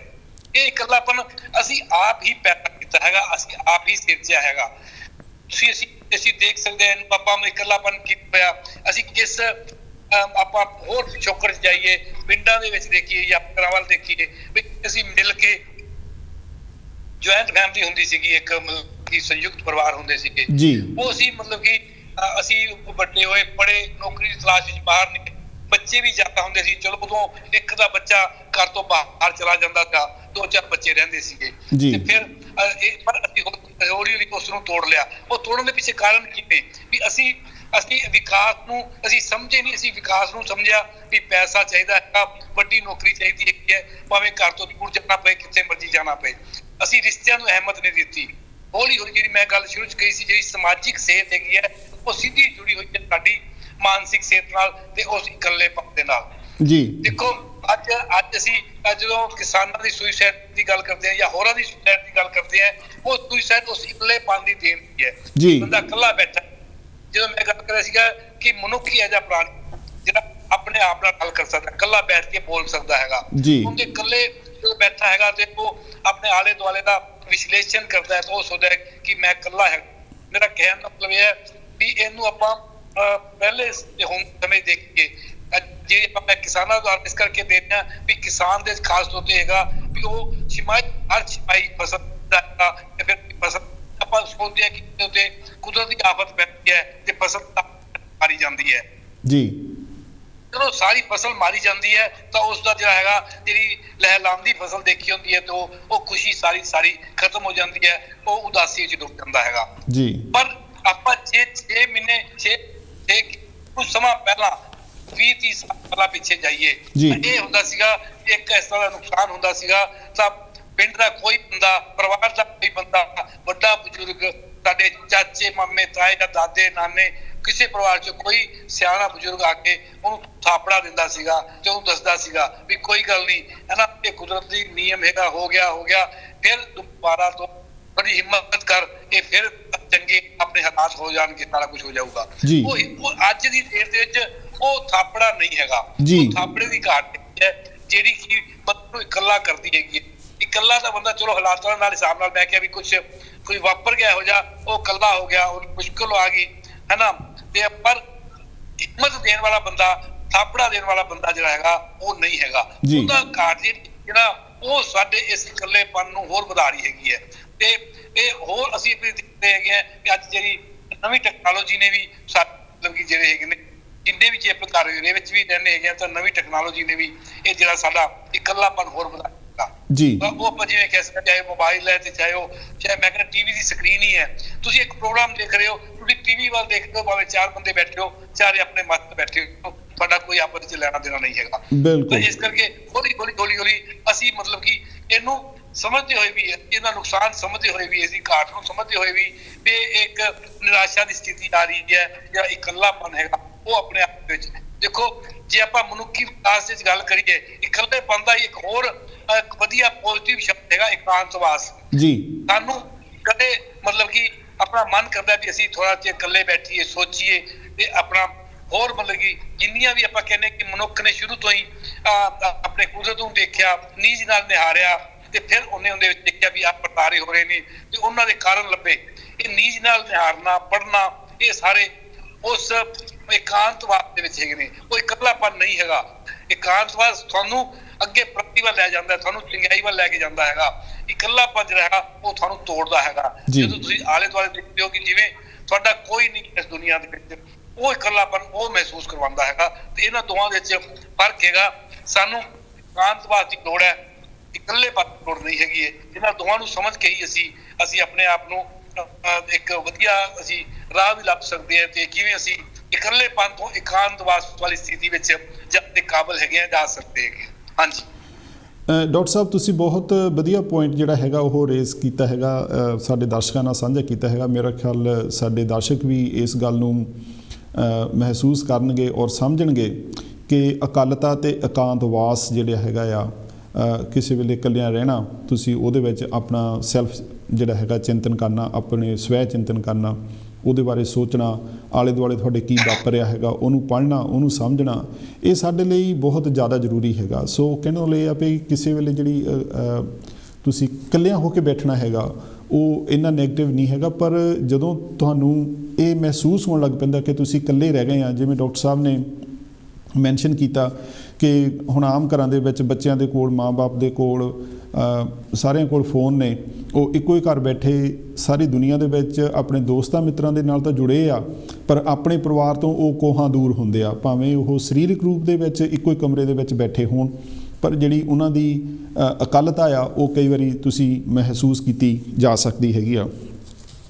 ਡਾਕਟਰ ਸਾਹਿਬ, ਪੱਛਮੀ ਦੇਸ਼ਾਂ ਦੇ ਵਿੱਚ, ਜਿਨ੍ਹਾਂ ਮੁਲਕਾਂ ਦੇ ਵਿੱਚ ਅਸੀਂ ਰਹਿੰਦੇ ਹਾਂ, ਚਾਹੇ ਉਹ ਇੰਗਲੈਂਡ ਆ, ਚਾਹੇ ਕੈਨੇਡਾ ਆ, ਚਾਹੇ ਅਮਰੀਕਾ ਆ, ਚਾਹੇ ਜਰਮਨੀ ਆ, ਫਰਾਂਸ ਆ, ਜਾਂ ਕੋਈ ਵੀ ਇਹ ਜਿਹੜੇ ਪੱਛਮੀ ਮੁਲਕ ਹੈਗੇ ਆ, ਇਹਨਾਂ ਦੇ ਵਿੱਚ ਜਿਹੜੀ ਇਕੱਲਤਾ ਆ ਉਹ ਬਹੁਤ ਵੱਡੀ ਸਮੱਸਿਆ ਜਿਹੜੀ ਬਣ ਕੇ ਉੱਭਰ ਰਹੀ ਆ ਜਾਂ ਕਾਫੀ ਚਿਰ ਤੋਂ ਐਗਜ਼ਿਸਟ ਕਰ ਰਹੀ ਆ। ਕਈ ਵਾਰੀ ਇੱਥੇ ਪੜ੍ਹਨ ਨੂੰ ਵੀ ਮਿਲਦਾ ਹੈਗਾ ਕਿ ਬਹੁਤ ਸਾਰੇ ਸਿਆਣੇ ਕਈ ਜਿਹੜੇ ਦੂਰ ਦਰਾਡੇ ਪਿੰਡਾਂ ਦੇ ਵਿੱਚ ਰਹਿੰਦੇ ਆ, ਉਹ ਕਹਿੰਦੇ ਆ ਵੀ ਅਸੀਂ ਪੋਸਟਮੈਨ ਦੀ ਜਿਹੜੀ ਆ ਜਾਂ ਪੋਸਟ ਵੂਮਨ ਦੀ ਜਿਹੜੀ ਹੈਗੀ ਆ ਉਡੀਕ ਕਰਦੇ ਰਹਿੰਦੇ ਆ ਕਿ ਸਾਨੂੰ ਕੋਈ ਮਨੁੱਖ ਵੇਖਣ ਨੂੰ ਮਿਲ ਜਾਵੇ। ਸੋ ਉਹਨਾਂ ਦੀ ਇਸ ਹੱਦ ਤੱਕ ਜਿਹੜੀ ਅਕਾਲਤਾ ਵਧੀ ਹੋਈ ਆ। ਔਰ ਕੁਛ ਕਿਤੇ ਦਾ ਆਰਥਿਕ ਢਾਂਚਾ ਵੀ ਕੁਛ ਇਸ ਤਰ੍ਹਾਂ ਦਾ ਉਸਾਰਿਆ ਗਿਆ ਕਿ ਜਿਉਂ ਹੀ ਬੱਚੇ ਅਡਾਰੂ ਹੁੰਦੇ ਨੇ ਉਹ ਆਪਣੇ ਕੰਮਾਂ ਕਾਰਾਂ ਦੀ ਭਾਲ ਦੇ ਵਿੱਚ, ਵਧੀਆ ਜੋਬ ਦੀ ਭਾਲ ਦੇ ਵਿੱਚ ਉਹ ਜਿਹੜਾ ਹੈਗਾ ਉਹ ਘਰਾਂ ਤੋਂ ਦੂਰ ਹੁੰਦੇ ਜਾਂਦੇ ਆ।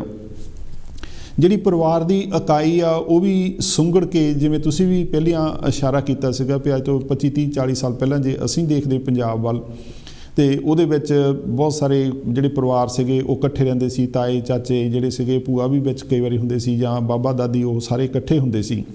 ਸੋ ਉਹ ਪਰਿਵਾਰ ਦੀ ਇਕਾਈ ਉੱਥੋਂ ਚੱਲ ਕੇ ਅੱਜ ਸਿੰਗਲ ਪੇਰੈਂਟ ਤੱਕ ਆ ਗਈ ਹੈਗੀ ਆ, ਜਿਹਦੇ ਵਿੱਚ ਜਾਂ ਮਾਂ ਦੇ ਨਾਲ ਬੱਚੇ ਰਹਿ ਰਹੇ ਆ ਜਾਂ ਬਾਪ ਦੇ ਨਾਲ ਬੱਚੇ ਜਿਹੜੇ ਹੈਗੇ ਰਹਿ ਰਹੇ ਆ। ਪੰਜਾਬ ਦੇ ਸੰਦਰਭ ਦੇ ਵਿੱਚ ਇਹ ਕਿੰਨੀ ਕੁ ਵੱਡੀ ਸਮੱਸਿਆ ਜਿਹੜੀ ਹੈਗੀ ਆ ਤੁਸੀਂ ਮਹਿਸੂਸ ਕਰਦੇ ਆ ਕਿ ਅਕਾਲਤਾ ਦੀ ਸਮੱਸਿਆ ਆਮ ਲੋਕਾਂ ਨੂੰ ਆ ਰਹੀ ਹੈਗੀ ਆ, ਜਾਂ ਇਹ ਜਿਹੜਾ ਵਰਤਾਰਾ ਹੈਗਾ ਸਿਰਫ ਇਹਨਾਂ ਪੱਛਮੀ ਮੁਲਕਾਂ ਦਾ ਹੀ ਹੈ? ਨਹੀਂ, ਦੇਖੋ ਗੱਲ ਨਹੀਂ ਕਿ ਜਿਹੜੇ ਪੱਛਮੀ ਮੁਲਕਾਂ ਦਾ ਇੱਕ ਜਿਹੜਾ ਮੈਂ ਦੱਸਿਆ, ਜਿਹੜਾ ਤੁਸੀਂ ਗੱਲ ਕੀਤੀ ਮਨੋਰੋਗ ਦੀ, ਉਹਦੇ 'ਚ ਮਾਹੌਲ ਹੀ ਹੈਗਾ ਜਿਹੜਾ ਮਤਲਬ ਕਿ ਸਾਡੇ ਯੂਰਪ ਦੇ ਵਿੱਚ ਜਾਂ ਪੱਛਮੀ ਦੇਸ਼ਾਂ ਦਾ ਮਾਹੌਲ ਸੀਗਾ, ਉਹੋ ਜਿਹਾ ਮਾਹੌਲ ਹੁਣ ਆਪਣੇ ਮਤਲਬ ਕਿ ਸਾਡੇ ਹੌਲੀ ਹੌਲੀ ਹਿੰਦੁਸਤਾਨ ਕੀ ਪੰਜਾਬ ਦੇ ਵਿੱਚ ਵੀ ਆ ਰਿਹਾ ਹੈਗਾ। ਪੰਜਾਬ ਦੀ ਗੱਲ ਇਸ ਕਰਕੇ ਮਹੱਤਵਪੂਰਨ ਹੈਗੀ ਹੈ ਕਿ ਸਾਡੇ ਬਹੁਤ ਸਾਰੇ ਪੰਜਾਬੀ ਜਿਹੜੇ ਨੇ ਉਹ ਵਿਦੇਸ਼ਾਂ ਵਿੱਚ ਰਹਿੰਦੇ ਹੈਗੇ ਨੇ। ਇਕੱਲੇ ਇੰਗਲੈਂਡ ਦੀ ਜਾਂ ਯੂਰਪ ਦੀ ਗੱਲ ਨਹੀਂ ਹੈਗੀ। ਆਪਾਂ ਕਹਿ ਸਕਦੇ ਹਾਂ ਕਿ ਇਸ ਵਕਤ ਕੈਨੇਡਾ ਜਿਹੜਾ ਹੈਗਾ ਉਹ ਬਹੁਤ ਵੱਡਾ ਮਤਲਬ ਕਿ ਪੰਜਾਬੀਆਂ ਨੂੰ ਲੈ ਕੇ ਬੈਠਾ ਹੈਗਾ। ਨਿਊਜ਼ੀਲੈਂਡ, ਆਸਟ੍ਰੇਲੀਆ, ਇਸੇ ਤਰੀਕੇ ਨਾਲ ਅਮਰੀਕਾ ਵੀ ਹੈਗਾ। ਮਤਲਬ ਜੋ ਹਾਲਾਤ ਮਤਲਬ ਕਿ ਉੱਥੇ ਜਾ ਕੇ ਸਾਡੇ ਮਤਲਬ ਕਿ ਪੁਰਖੇ ਕਹਿ ਲਓ, ਉਸ ਤੋਂ ਬਾਅਦ ਹੁਣ ਸਾਡੇ ਬੱਚੇ ਜਾ ਰਹੇ ਨੇ ਉੱਥੇ, ਉਹ ਉੱਥੋਂ ਦੀ ਜਿਹੜਾ ਇੱਕ ਮਨੁੱਖੀ ਪ੍ਰਵਿਰਤੀ ਹੈਗੀ ਹੈ ਵੀ ਚੰਗਾ ਗ੍ਰਹਿਣ ਕਰਨਾ ਚਾਹੀਦਾ ਹੈ ਤੇ ਅਸੀਂ ਮਤਲਬ ਕਿ ਉਸ ਤੋਂ ਜਿਹੜੀ ਚੰਗਿਆਈ ਹੈ ਉਹ ਲੈ ਕੇ ਆਈਏ। ਪਰ ਅਸੀਂ ਜਦੋਂ ਲੈਣ ਲੱਗਦੇ ਹਾਂ ਤੇ ਇੱਕ ਸਾਡੇ ਅੰਗਰੇਜ਼ਾਂ ਨੇ ਖਾਸ ਤੌਰ ਤੇ ਜਿਹੜਾ ਉਹਨਾਂ ਦਾ ਰਾਜ ਕਰਨ ਦਾ ਤਰੀਕਾ ਸੀਗਾ ਵੀ ਸੱਭਿਆਚਾਰ ਦੇ ਉੱਤੇ ਸੱਟ ਮਾਰੋ ਤੁਸੀਂ, ਵੀ ਸੱਭਿਆਚਾਰ ਦੇ ਵਿੱਚ ਸੱਟ ਮਾਰਨ ਦਾ ਤਰੀਕਾ ਹੁੰਦਾ ਕਿ ਤੁਸੀਂ ਹੀਨ ਭਾਵਨਾ ਪੈਦਾ ਕਰ ਦਿਓ। ਸਾਡੇ ਤੇ ਕੱਪੜਿਆਂ ਤੋਂ ਲੈ ਕੇ ਵੀ ਤੁਸੀਂ ਕੀ ਧੋਤੀ ਪਾਉਂਦੇ ਹੋ, ਤੁਸੀਂ ਕੀ ਕੁੜਤਾ ਪਾਉਂਦੇ ਹੋ, ਕੀ ਪਜਾਮਾ ਪਾਉਂਦੇ ਹੋ, ਇਹਦੇ ਤੇ ਸੱਟ ਮਾਰੀ ਵੀ ਤੁਹਾਨੂੰ ਹੀਨ ਭਾਵਨਾ। ਉਹ ਇਹ ਖਾਣ ਪੀਣ ਦੀਆਂ ਚੀਜ਼ਾਂ ਦੇ ਵਿੱਚ ਵੀ ਤੁਸੀਂ ਕੀ ਘਾਹ ਫੂਸ ਖਾਈ ਜਾਂਦੇ ਹੈਗੇ ਹੋ।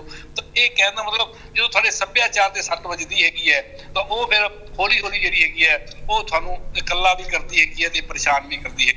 ਉਹ ਹੁਣ ਇਕੱਲੀ ਪੱਛਮੀ ਦੇਸ਼ਾਂ ਵਿੱਚ ਜਾ ਕੇ ਮਤਲਬ ਕਿ ਉੱਥੇ ਮਹਿਸੂਸ ਕੀਤੀ ਕਿਉਂਕਿ ਅਸੀਂ ਉੱਥੇ ਸੱਭਿਆਚਾਰ ਮੇਨਟੇਨ ਨਹੀਂ ਕੀਤਾ ਹੈ ਨਾ, ਜਾ ਕੇ ਵੀ ਅਸੀਂ ਮਤਲਬ ਅੰਗਰੇਜ਼ਾਂ ਦੀ ਆਦਤਾਂ ਨੂੰ ਵਧੀਆ ਸਮਝ ਕੇ ਉਹਨਾਂ ਨੂੰ ਅਪਣਾਇਆ ਤੇ ਐਵੇਂ ਹੁਣ ਉਹ ਪੰਜਾਬ ਵਿੱਚ ਆਇਆ ਹੈਗਾ। ਕਿਉਂਕਿ ਹੁਣ ਅੱਜ ਕੱਲ੍ਹ ਦਾ ਕਲਚਰ ਜਿਹੜਾ ਹੈਗਾ ਇਕੱਲਾ ਵਿਦੇਸ਼ ਜਾਣ ਦੀ ਮੀਡੀਆ ਹੀ ਸਾਰਾ ਕੁਛ ਪਰੋਸ ਰਿਹਾ ਹੈਗਾ। ਹਾਂਜੀ, ਇਹ ਖਾਣ ਪੀਣ ਦੇ ਜੁਆਇੰਟ ਨੇ ਜਿਹੜੇ ਸਾਰੇ ਕੁਛ ਨੇ, ਜਿਹੜੇ ਮੈਕਡੋਨਲਡਸ ਤੋਂ ਲੈ ਕੇ ਤੇ ਮਤਲਬ ਕਿ ਐਵੇਂ ਬੈਨ ਦੇ ਤੇ ਹੋਰ ਸਾਰੇ ਜਿਹੜੇ ਵਰਤਾਰੇ ਨੇ ਉਹ ਸਾਡੇ ਸਾਹਮਣੇ ਆ ਰਹੇ। ਤਾਂ ਇਹ ਜਿਹੜਾ ਮਤਲਬ ਕਿ ਤਰੀਕਾ ਹੈਗਾ ਜਿਹਨੂੰ ਤਾਂ ਆਪਾਂ ਤੁਸੀਂ ਆਰਥਿਕਤਾ ਦੀ ਗੱਲ ਕੀਤੀ, ਦੇਖੋ ਇਹ ਸਾਰਾ ਕੁਝ ਅਸੀਂ ਕਿਉਂ ਕਰ ਰਹੇ ਹੈਗੇ? ਅਲਟੀਮੇਟਲੀ ਅਸੀਂ ਮਤਲਬ ਕਿ ਇੱਕ ਪੈਸੇ ਦੀ ਅੰਨੀ ਦੌੜ ਹੈਗੀ ਹੈ। ਸਟ੍ਰੈਸ ਬਾਰੇ ਕਿਹਾ ਜਾਂਦਾ ਹੈ ਕਿ ਸਾਨੂੰ ਪਤਾ ਹੀ ਨਹੀਂ ਵੀ ਅਸੀਂ ਵੀ ਸਟ੍ਰੈਸ ਦੀ ਕਿੰਨੀ ਕੁ ਲਿਮਿਟ ਦੇ ਵਿੱਚ ਰਹਿਣਾ ਹੈਗਾ। ਅਸੀਂ ਅਨਨੈਸੈਸਰੀ ਜਿਹੜਾ ਹੈਗਾ ਤੇ ਸਟ੍ਰੈਸ ਅਸੀਂ ਕਦੇ ਇਕੱਲੇ ਬੈਠ ਕੇ ਸੋਚੀਏ ਵੀ ਇਹ ਸਾਨੂੰ ਆਹ ਜਿਹੜੇ ਸਟ੍ਰੈਸ ਹੈਗੇ ਨੇ ਇਹਨਾਂ ਚੋਂ ਅਸੀਂ ਇਹਨਾਂ ਨੂੰ ਆਪਣੇ ਆਪ ਨੂੰ ਬਚਾ ਸਕਦੇ ਹਾਂ। ਇਹਨਾਂ ਦੀ ਸਾਨੂੰ ਲੋੜ ਹੈਗੀ ਹੈ। ਜਿਹੜਾ ਸਾਡਾ ਖਪਤ ਕਲਚਰ ਹੈਗਾ, ਜਿਹੜਾ ਮਤਲਬ ਕਿ ਕਮਾ ਵੱਧ ਰਹੇ ਹੈਗੇ ਪਰ ਸਾਨੂੰ ਬੜਾ ਪੈਸਾ ਨਜ਼ਰ ਆਉਂਦਾ ਹੈ, ਪਰ ਦੂਜੇ ਪਾਸੇ ਤੁਸੀਂ ਆਪ ਹਿਸਾਬ ਲਗਾਓ ਵੀ ਤੁਹਾਡੀ ਜੇਬ ਚੋਂ ਪੈਸਾ ਕੱਢਣ ਵਾਲੇ ਹੱਥ ਵੀ ਬਹੁਤ ਜ਼ਿਆਦਾ ਵੱਧ ਗਏ ਹੈਗੇ ਨੇ, ਉੱਥੇ ਬਹੁਤ ਜ਼ਿਆਦਾ ਪੈਸਾ ਵੀ ਕੱਢ ਰਹੇ ਹੈਗੇ ਨੇ। ਯਾਨੀ ਕਿ ਆਪਾਂ ਜੇ ਆਪਣੇ ਇੱਥੇ ਦੇ ਸੱਭਿਆਚਾਰ ਦੇ ਪੰਜਾਬ ਦੀ ਗੱਲ ਕਰੀਏ, ਇੱਕ ਜਿਹੜਾ ਜੂਤਾ ਜਿਹੜਾ ਹੈਗਾ ਸਾਡਾ ਇੱਥੇ ਆਪ ਲੋਕਲ ਬਣਾਉਣ ਵਾਲਾ, ਜਿਹਨੂੰ ਆਪਾਂ ਮਤਲਬ ਕਾਰੀਗਰ ਹੈਗਾ, ਉਹ ਤੁਹਾਨੂੰ 500 ਰੁਪਏ ਦਾ ਦੇਊਗਾ। ਉਹੀ ਜੁੱਤਾ ਮਤਲਬ ਕਿ ਐਡੀਦਾਸ ਦੇ ਨਾਂ ਤੋਂ ਉਹ ਤੁਹਾਨੂੰ 3000 ਦਾ ਮਿਲੂਗਾ ਤੇ ਅਸੀਂ 3000 ਰੁਪਏ ਵੀ ਖੁਸ਼ ਮਹਿਸੂਸ ਹੁੰਦੇ ਆ ਕਿਉਂਕਿ ਸਾਡੀ ਜੇਬ 'ਚ ਹੈਗੀ। ਉਹ ਜੇਬ ਵਿੱਚ ਪੈਸੇ ਆਏ ਹੈਗੇ ਨੇ, ਉਹ ਕਿਵੇਂ ਆਏ ਨੇ ਉਹ ਸਾਨੂੰ ਪਤਾ ਹੈਗਾ ਵੀ ਕਿਵੇਂ ਅਸੀਂ ਭੱਜ ਨੱਠ ਕਰਕੇ ਸਵੇਰ ਤੋਂ ਲੈ ਕੇ ਸ਼ਾਮ ਤੱਕ ਕਿਸੇ ਦੀ ਪਰਵਾਹ ਨਾ ਕਰਦੇ ਅਸੀਂ ਆਪਣੇ ਘਰ ਦੇ 4 ਮੈਂਬਰ ਹੈ ਨਾ, ਹਸਬੈਂਡ ਵਾਈਫ 2 ਬੱਚੇ ਹੈਗੇ, ਚਾਰੇ ਹੀ ਭੱਜੇ ਹੋਏ ਹੈ। ਸਵੇਰੇ ਭੱਜਣਾ ਸ਼ੁਰੂ ਕੀਤਾ, ਰਾਤੀ ਦੇਖਦੇ ਕਿਸੇ ਦਾ ਟਾਈਮ ਨਹੀਂ ਮਿਲਦਾ। ਵਿਦੇਸ਼ਾਂ ਬਾਰੇ ਸੁਣਦੇ ਸੀਗੇ ਪਰ ਹੁਣ ਅਸੀਂ ਇੱਥੇ ਵੀ ਮਹਿਸੂਸ ਕਰ ਰਹੇ ਹਾਂ। ਬਿਲਕੁਲ ਉਹੀ ਗੱਲ ਹੈਗੀ ਹੈ। ਤੇ ਦੂਜਾ ਜੇ ਗੱਲ ਹੈਗੀ ਵੀ ਚਾਰੇ ਬੰਦੇ ਵੱਖ-ਵੱਖ ਕੰਮ ਕਰ ਰਹੇ ਨੇ, ਉਹ ਵੱਖਰੀ ਗੱਲ ਹੈ। ਤੇ ਦੂਜਾ ਹੈਗਾ ਕਿ ਜਿਹੜਾ ਮੋਬਾਈਲ ਵਾਲੀ ਜਿਹੜੀ ਮੈਂ ਗੱਲ ਤੁਸੀਂ ਵੀ ਕੀਤੀ ਹੈ ਵੀ ਚਾਰੇ ਬੰਦੇ ਮੋਬਾਈਲ ਲੈ ਕੇ ਘਰੇ ਬੈਠੇ ਹੈਗੇ ਨੇ। ਤੇ ਹੁਣ ਤੁਸੀਂ ਦੇਖੋ ਵੀ ਜੇ ਕੋਈ 2 ਫਲੋਰ ਦਾ ਮਕਾਨ ਹੈਗਾ ਇੱਕ ਫੈਮਿਲੀ ਦਾ ਤੇ 2 ਬੱਚੇ ਉੱਪਰ ਹੈਗੇ ਨੇ, ਹਸਬੈਂਡ ਵਾਈਫ ਥੱਲੇ ਹੈਗੇ ਨੇ, ਤਾਂ ਉਹ ਸਾਨੂੰ ਫੋਨ ਕਰਕੇ ਥੱਲੇ ਬੁਲਾਉਣਾ ਪੈਂਦਾ ਵੀ ਆ ਜਾ ਥੱਲੇ ਵੀ ਆਪਾਂ ਰੋਟੀ ਖਾਈਏ। ਅਗਲਾ ਉਹ ਕਹਿ ਸਕਦਾ ਕਿ 2 ਘੰਟੇ ਬਾਅਦ ਆਊਂਗਾ, ਮੈਂ ਘੰਟੇ ਬਾਅਦ ਖਾਊਂਗਾ, ਤੁਸੀਂ ਖਾ ਲਓ। ਯਾਨੀ ਕਿ ਇਹ ਜਿਹੜਾ ਵਰਤਾਰਾ ਹੈਗਾ ਹੌਲੀ ਹੌਲੀ ਜਿਹੜੀ ਆਰਥਿਕਤਾ ਹੈਗਾ ਅਸੀਂ ਮਾਨ ਦੇ ਵਾਸਤੇ ਤਾਂ ਲੱਗ ਗਏ ਹੈਗੇ ਆ, ਪਰ ਅਸੀਂ ਜ਼ਿੰਦਗੀ ਜਿਹੜਾ ਹੈਗਾ ਨਾ ਉਹਨੂੰ ਭੁੱਲ ਗਏ ਹੈ। ਬਿਲਕੁਲ ਬਿਲਕੁਲ ਡਾਕਟਰ ਸਾਹਿਬ, ਹਾਂ ਮੈਨੂੰ ਯਾਦ ਆ ਕਿ 80ਵੀਆਂ ਦੇ ਸ਼ੁਰੂਆਤੀ ਦੌਰ ਦੇ ਵਿੱਚ ਸਾਡੀ ਸਿਸਟਰ ਦੀ ਮੈਰਿਜ ਸੀਗੀ ਅਤੇ ਉਹ ਤਕਰੀਬਨ ਵਿਆਹ ਅਸੀਂ ਹਫ਼ਤਾ ਭਰ ਉਹਦਾ ਅਰੇਂਜ ਕਰਦੇ ਰਹੇ। ਉਹਦੇ ਵਿੱਚ ਸਾਡੇ ਘਰਾਂ ਦੇ ਵਿੱਚ ਮਹਿਮਾਨ ਜਿਹੜੇ ਸੀਗੇ ਉਹ 3-3 4-4 ਦਿਨ ਲਈ ਆਉਂਦੇ ਸੀ। ਉਹ ਸਾਡੇ ਇਕੱਲੇ ਨਹੀਂ ਸੀਗਾ, ਉਹ ਆਮ ਸਮਾਜਿਕ ਵਰਤਾਰਾ ਸੀ ਕਿ ਜਿੱਥੇ ਅਸੀਂ ਜਿਹੜੀਆਂ ਖੁਸ਼ੀਆਂ ਸੀਗੀਆਂ ਉਹ ਬਹੁਤ ਮਿਲ ਕੇ ਮਨਾਉਂਦੇ ਸੀ। ਕੋਈ ਰੁੱਸਿਆ ਵੀ ਹੁੰਦਾ ਸੀ ਉਹਨੂੰ ਵੀ ਅਸੀਂ ਉਹਨਾਂ ਦਿਨਾਂ 'ਤੇ ਮਨਾ ਲੈਂਦੇ ਸੀ। ਸੋ ਅਸੀਂ ਇੱਕ ਦੂਸਰੇ ਦੀ ਜਿਹੜੀ ਲੋੜ ਸੀਗੀ ਉਹਨੂੰ ਮਹਿਸੂਸ ਕਰਦੇ ਸੀ ਔਰ ਉਹਨੂੰ ਅਹਿਸਾਸ ਕਰਵਾਉਂਦੇ ਸੀਗੇ ਕਿ ਤੁਸੀਂ ਵੀ ਸਾਡੇ ਪਰਿਵਾਰ ਦਾ ਹਿੱਸਾ ਹੋ ਜਾਂ ਸਾਡੇ ਵਜੂਦ ਦਾ ਹਿੱਸਾ ਹੈਗੇ ਆ। ਔਰ ਦੂਸਰੇ ਪਾਸੇ ਮੈਨੂੰ ਯਾਦ ਹੈਗਾ ਕਿ ਕਈ ਪਿੰਡਾਂ ਦੇ ਵਿੱਚ ਇਹ ਆਮ ਪਾਇਆ ਜਾਂਦਾ ਸੀਗਾ ਕਿ ਜਦੋਂ ਕੋਈ ਮਰਗ ਹੋ ਜਾਂਦੀ ਸੀ ਤੇ ਬਹੁਤ ਸਾਰੇ ਜਿਹੜੇ ਉਹਨਾਂ ਦੇ ਭਾਈਚਾਰੇ ਦੇ ਲੋਕ ਹੁੰਦੇ ਸੀ ਜਾਂ ਕਈ ਵਾਰੀ ਪਿੰਡ ਪੱਧਰ 'ਤੇ ਵੀ ਹੁੰਦੇ ਸੀ, ਉਹਨਾਂ ਲਈ ਬਾਲਣ ਇਕੱਠਾ ਕਰਕੇ, ਹਾਲਾਂਕਿ ਭਾਵੇਂ ਪਰਿਵਾਰ ਸਮਰੱਥ ਹੁੰਦਾ ਸੀ ਕਿ ਉਹ ਉਹਨਾਂ ਦਾ ਫਿਊਨਰਲ ਜਿਹੜਾ ਕਰ ਸਕਦੇ ਆ, ਉਹਦੇ ਲਈ ਜਿਹੜੀ ਹੈਗੀ ਆ ਲੱਕੜੀ ਜਾਂ ਕੋਈ ਵੀ ਬਾਲਣ ਜਿਹੜਾ ਚਾਹੀਦਾ ਉਹ ਖਰੀਦ ਸਕਦੇ ਸੀ। ਪਰ ਉਹਨਾਂ ਦਾ ਇਹ ਇੱਕ ਸਮਾਜਿਕ ਢਾਂਚਾ ਹੀ ਇਸ ਤਰ੍ਹਾਂ ਦਾ ਉਸਰਿਆ ਸੀਗਾ ਕਿ ਹਰੇਕ ਬੰਦਾ ਉਹਦੇ ਵਿੱਚ ਥੋੜ੍ਹਾ ਬਹੁਤਾ ਆਪਣੇ ਵਿੱਤ ਮੁਤਾਬਕ ਜਿਹੜਾ ਸੀਗਾ ਉਹ ਹਿੱਸਾ ਪਾਉਂਦਾ ਸੀਗਾ। ਸੋ ਮੈਂ ਜਿਹੜਾ ਡਾਕਟਰ ਸਾਹਿਬ ਆਪਾਂ ਗੱਲ ਕਰਨੀ ਚਾਹੁੰਦਾ ਸੀ ਉਹ ਇਹ ਵੀ ਜਿਹੜੇ ਸਮਾਜਿਕ ਰਿਸ਼ਤੇ ਆ ਜਿਨ੍ਹਾਂ ਦੀ ਤੁਸੀਂ ਬੜੇ ਵਿਸਥਾਰ ਨਾਲ ਸਾਨੂੰ ਗੱਲ ਦੱਸੀ ਹੈਗੀ, ਉਹਨਾਂ ਦੀ ਲੋੜ ਕੀ ਹੈਗੀ ਆ ਔਰ ਅਸੀਂ ਕਿੱਧਰ ਨੂੰ ਜਾ ਰਹੇ ਹੈਗੇ ਆ। ਸਮਾਜਿਕ ਜਿਹੜੀ ਰਿਸ਼ਤਿਆਂ ਦੀ ਜਿਹੜੀ ਬਦਲਦੀ ਬਣਤਰ ਹੈਗੀ ਆ, ਉਹਨਾਂ ਦਾ ਸਾਡਾ ਮਾਨਸਿਕ ਉਲਝਣਾਂ ਦੇ ਨਾਲ ਜਾਂ ਮਾਨਸਿਕ ਸਿਹਤ 'ਤੇ ਉਹਦਾ ਕਿੰਨਾ ਕੁ ਪ੍ਰਭਾਵ ਪੈਂਦਾ? ਮੈਂ ਤੁਸੀਂ ਜਿਹੜਾ ਵੀ ਦੇਖੋ ਵੀ ਰਿਸ਼ਤੇ ਜਿਹੜੇ ਜਿਹਦੀ ਮੈਂ ਸਮਾਜਿਕ ਸਿਹਤ ਦੀ ਗੱਲ ਕੀਤੀ ਹੈ ਵੀ ਜਿਹੜੇ ਰਿਸ਼ਤੇ ਨੇ ਉਹਨਾਂ ਦਾ ਮਨ ਦੇ ਸਿੱਧਾ ਸੰਬੰਧ ਹੈਗਾ। ਦੇਖੋ ਆਪਾਂ ਰਿਸ਼ਤਾ ਜਿਹਨੂੰ ਕਹਿੰਦੇ ਇਹਨੂੰ ਹੈਗੇ ਆ ਵੀ ਜਦੋਂ ਮਨ ਮਿਲਦੇ ਨੇ, ਤੁਹਾਡਾ ਮਨ ਮਿਲਦਾ ਤੇ ਤੁਹਾਡਾ ਰਿਸ਼ਤਾ ਹੈਗਾ। ਜਦੋਂ ਤੁਹਾਡਾ ਮਨ ਮੁਟਾਵ ਹੋ ਜਾਂਦਾ, ਆਪਾਂ ਇਹ ਸ਼ਬਦ ਇਸਤੇਮਾਲ ਕਰਦੇ ਆ ਵੀ ਤੁਹਾਡਾ ਮਨ ਮਿਲਣਾ ਹਟ ਗਿਆ, ਤਾਂ ਉਹ ਠੀਕ ਹੈ। ਕਿ ਦੇਖੋ ਅਸੀਂ ਆਪਾਂ ਕਹਿ ਸਕਦੇ ਪਿਓ ਪੁੱਤ ਦਾ ਜੇ ਰਿਸ਼ਤਾ ਟੁੱਟ ਗਿਆ ਤਾਂ ਅਸੀਂ ਕੁਝ ਇਹੋ ਜਿਹੇ ਨੇ ਜਿਹੜੇ ਕਿ ਮਤਲਬ ਕਿ ਟੁੱਟ ਜਾਂਦੇ ਨੇ, ਟੁੱਟਦੇ ਨੇ। ਆਪਾਂ ਦੇਖ ਰਹੇ ਹੈਗੇ 2 ਭਰਾਵਾਂ ਦਾ ਰਿਸ਼ਤਾ ਟੁੱਟਣਾ, ਪਿਓ ਪੁੱਤ ਦਾ ਰਿਸ਼ਤਾ ਟੁੱਟਣਾ, ਹਸਬੈਂਡ ਵਾਈਫ ਦਾ ਰਿਸ਼ਤਾ ਟੁੱਟਣਾ, ਜਿਹੜਾ ਡਾਈਵੋਰਸ ਵਗੈਰਾ ਹੋਣਾ, ਤਾਂ ਇਹ ਸਾਰੇ ਜਿਹੜੇ ਇੱਕ ਬੜੇ ਕਲੋਜ਼ ਰਿਸ਼ਤੇ ਨੇ।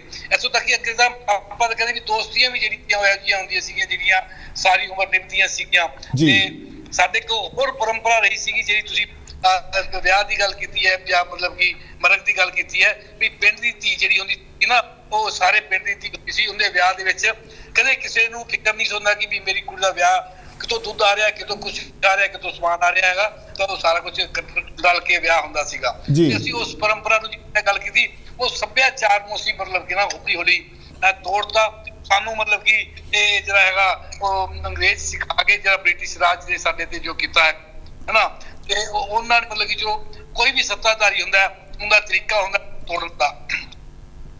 ਤੇ ਇਹ ਸੀ ਮੈਂ ਗੱਲ ਹੋਰ ਇੱਥੇ ਹੋਰ ਜੋੜਨਾ ਚਾਹੁੰਦਾ ਵੀ ਦੇਖੋ ਇੱਕ ਹੁੰਦਾ ਲਾਈਫ ਦੇ ਵਿੱਚ ਏਮ ਕੀ ਹੈ, ਤੁਹਾਡਾ ਜ਼ਿੰਦਗੀ ਦਾ ਮਕਸਦ ਕੀ ਹੈਗਾ, ਤੁਸੀਂ ਜਾ ਕਰ ਰਹੇ ਹੋ। ਦੂਜਾ ਕੈਰੀਅਰ, ਇਹ ਦੋਵਾਂ ਨੂੰ ਅਸੀਂ ਇਕੱਠਾ ਨਾ ਕਰੀਏ।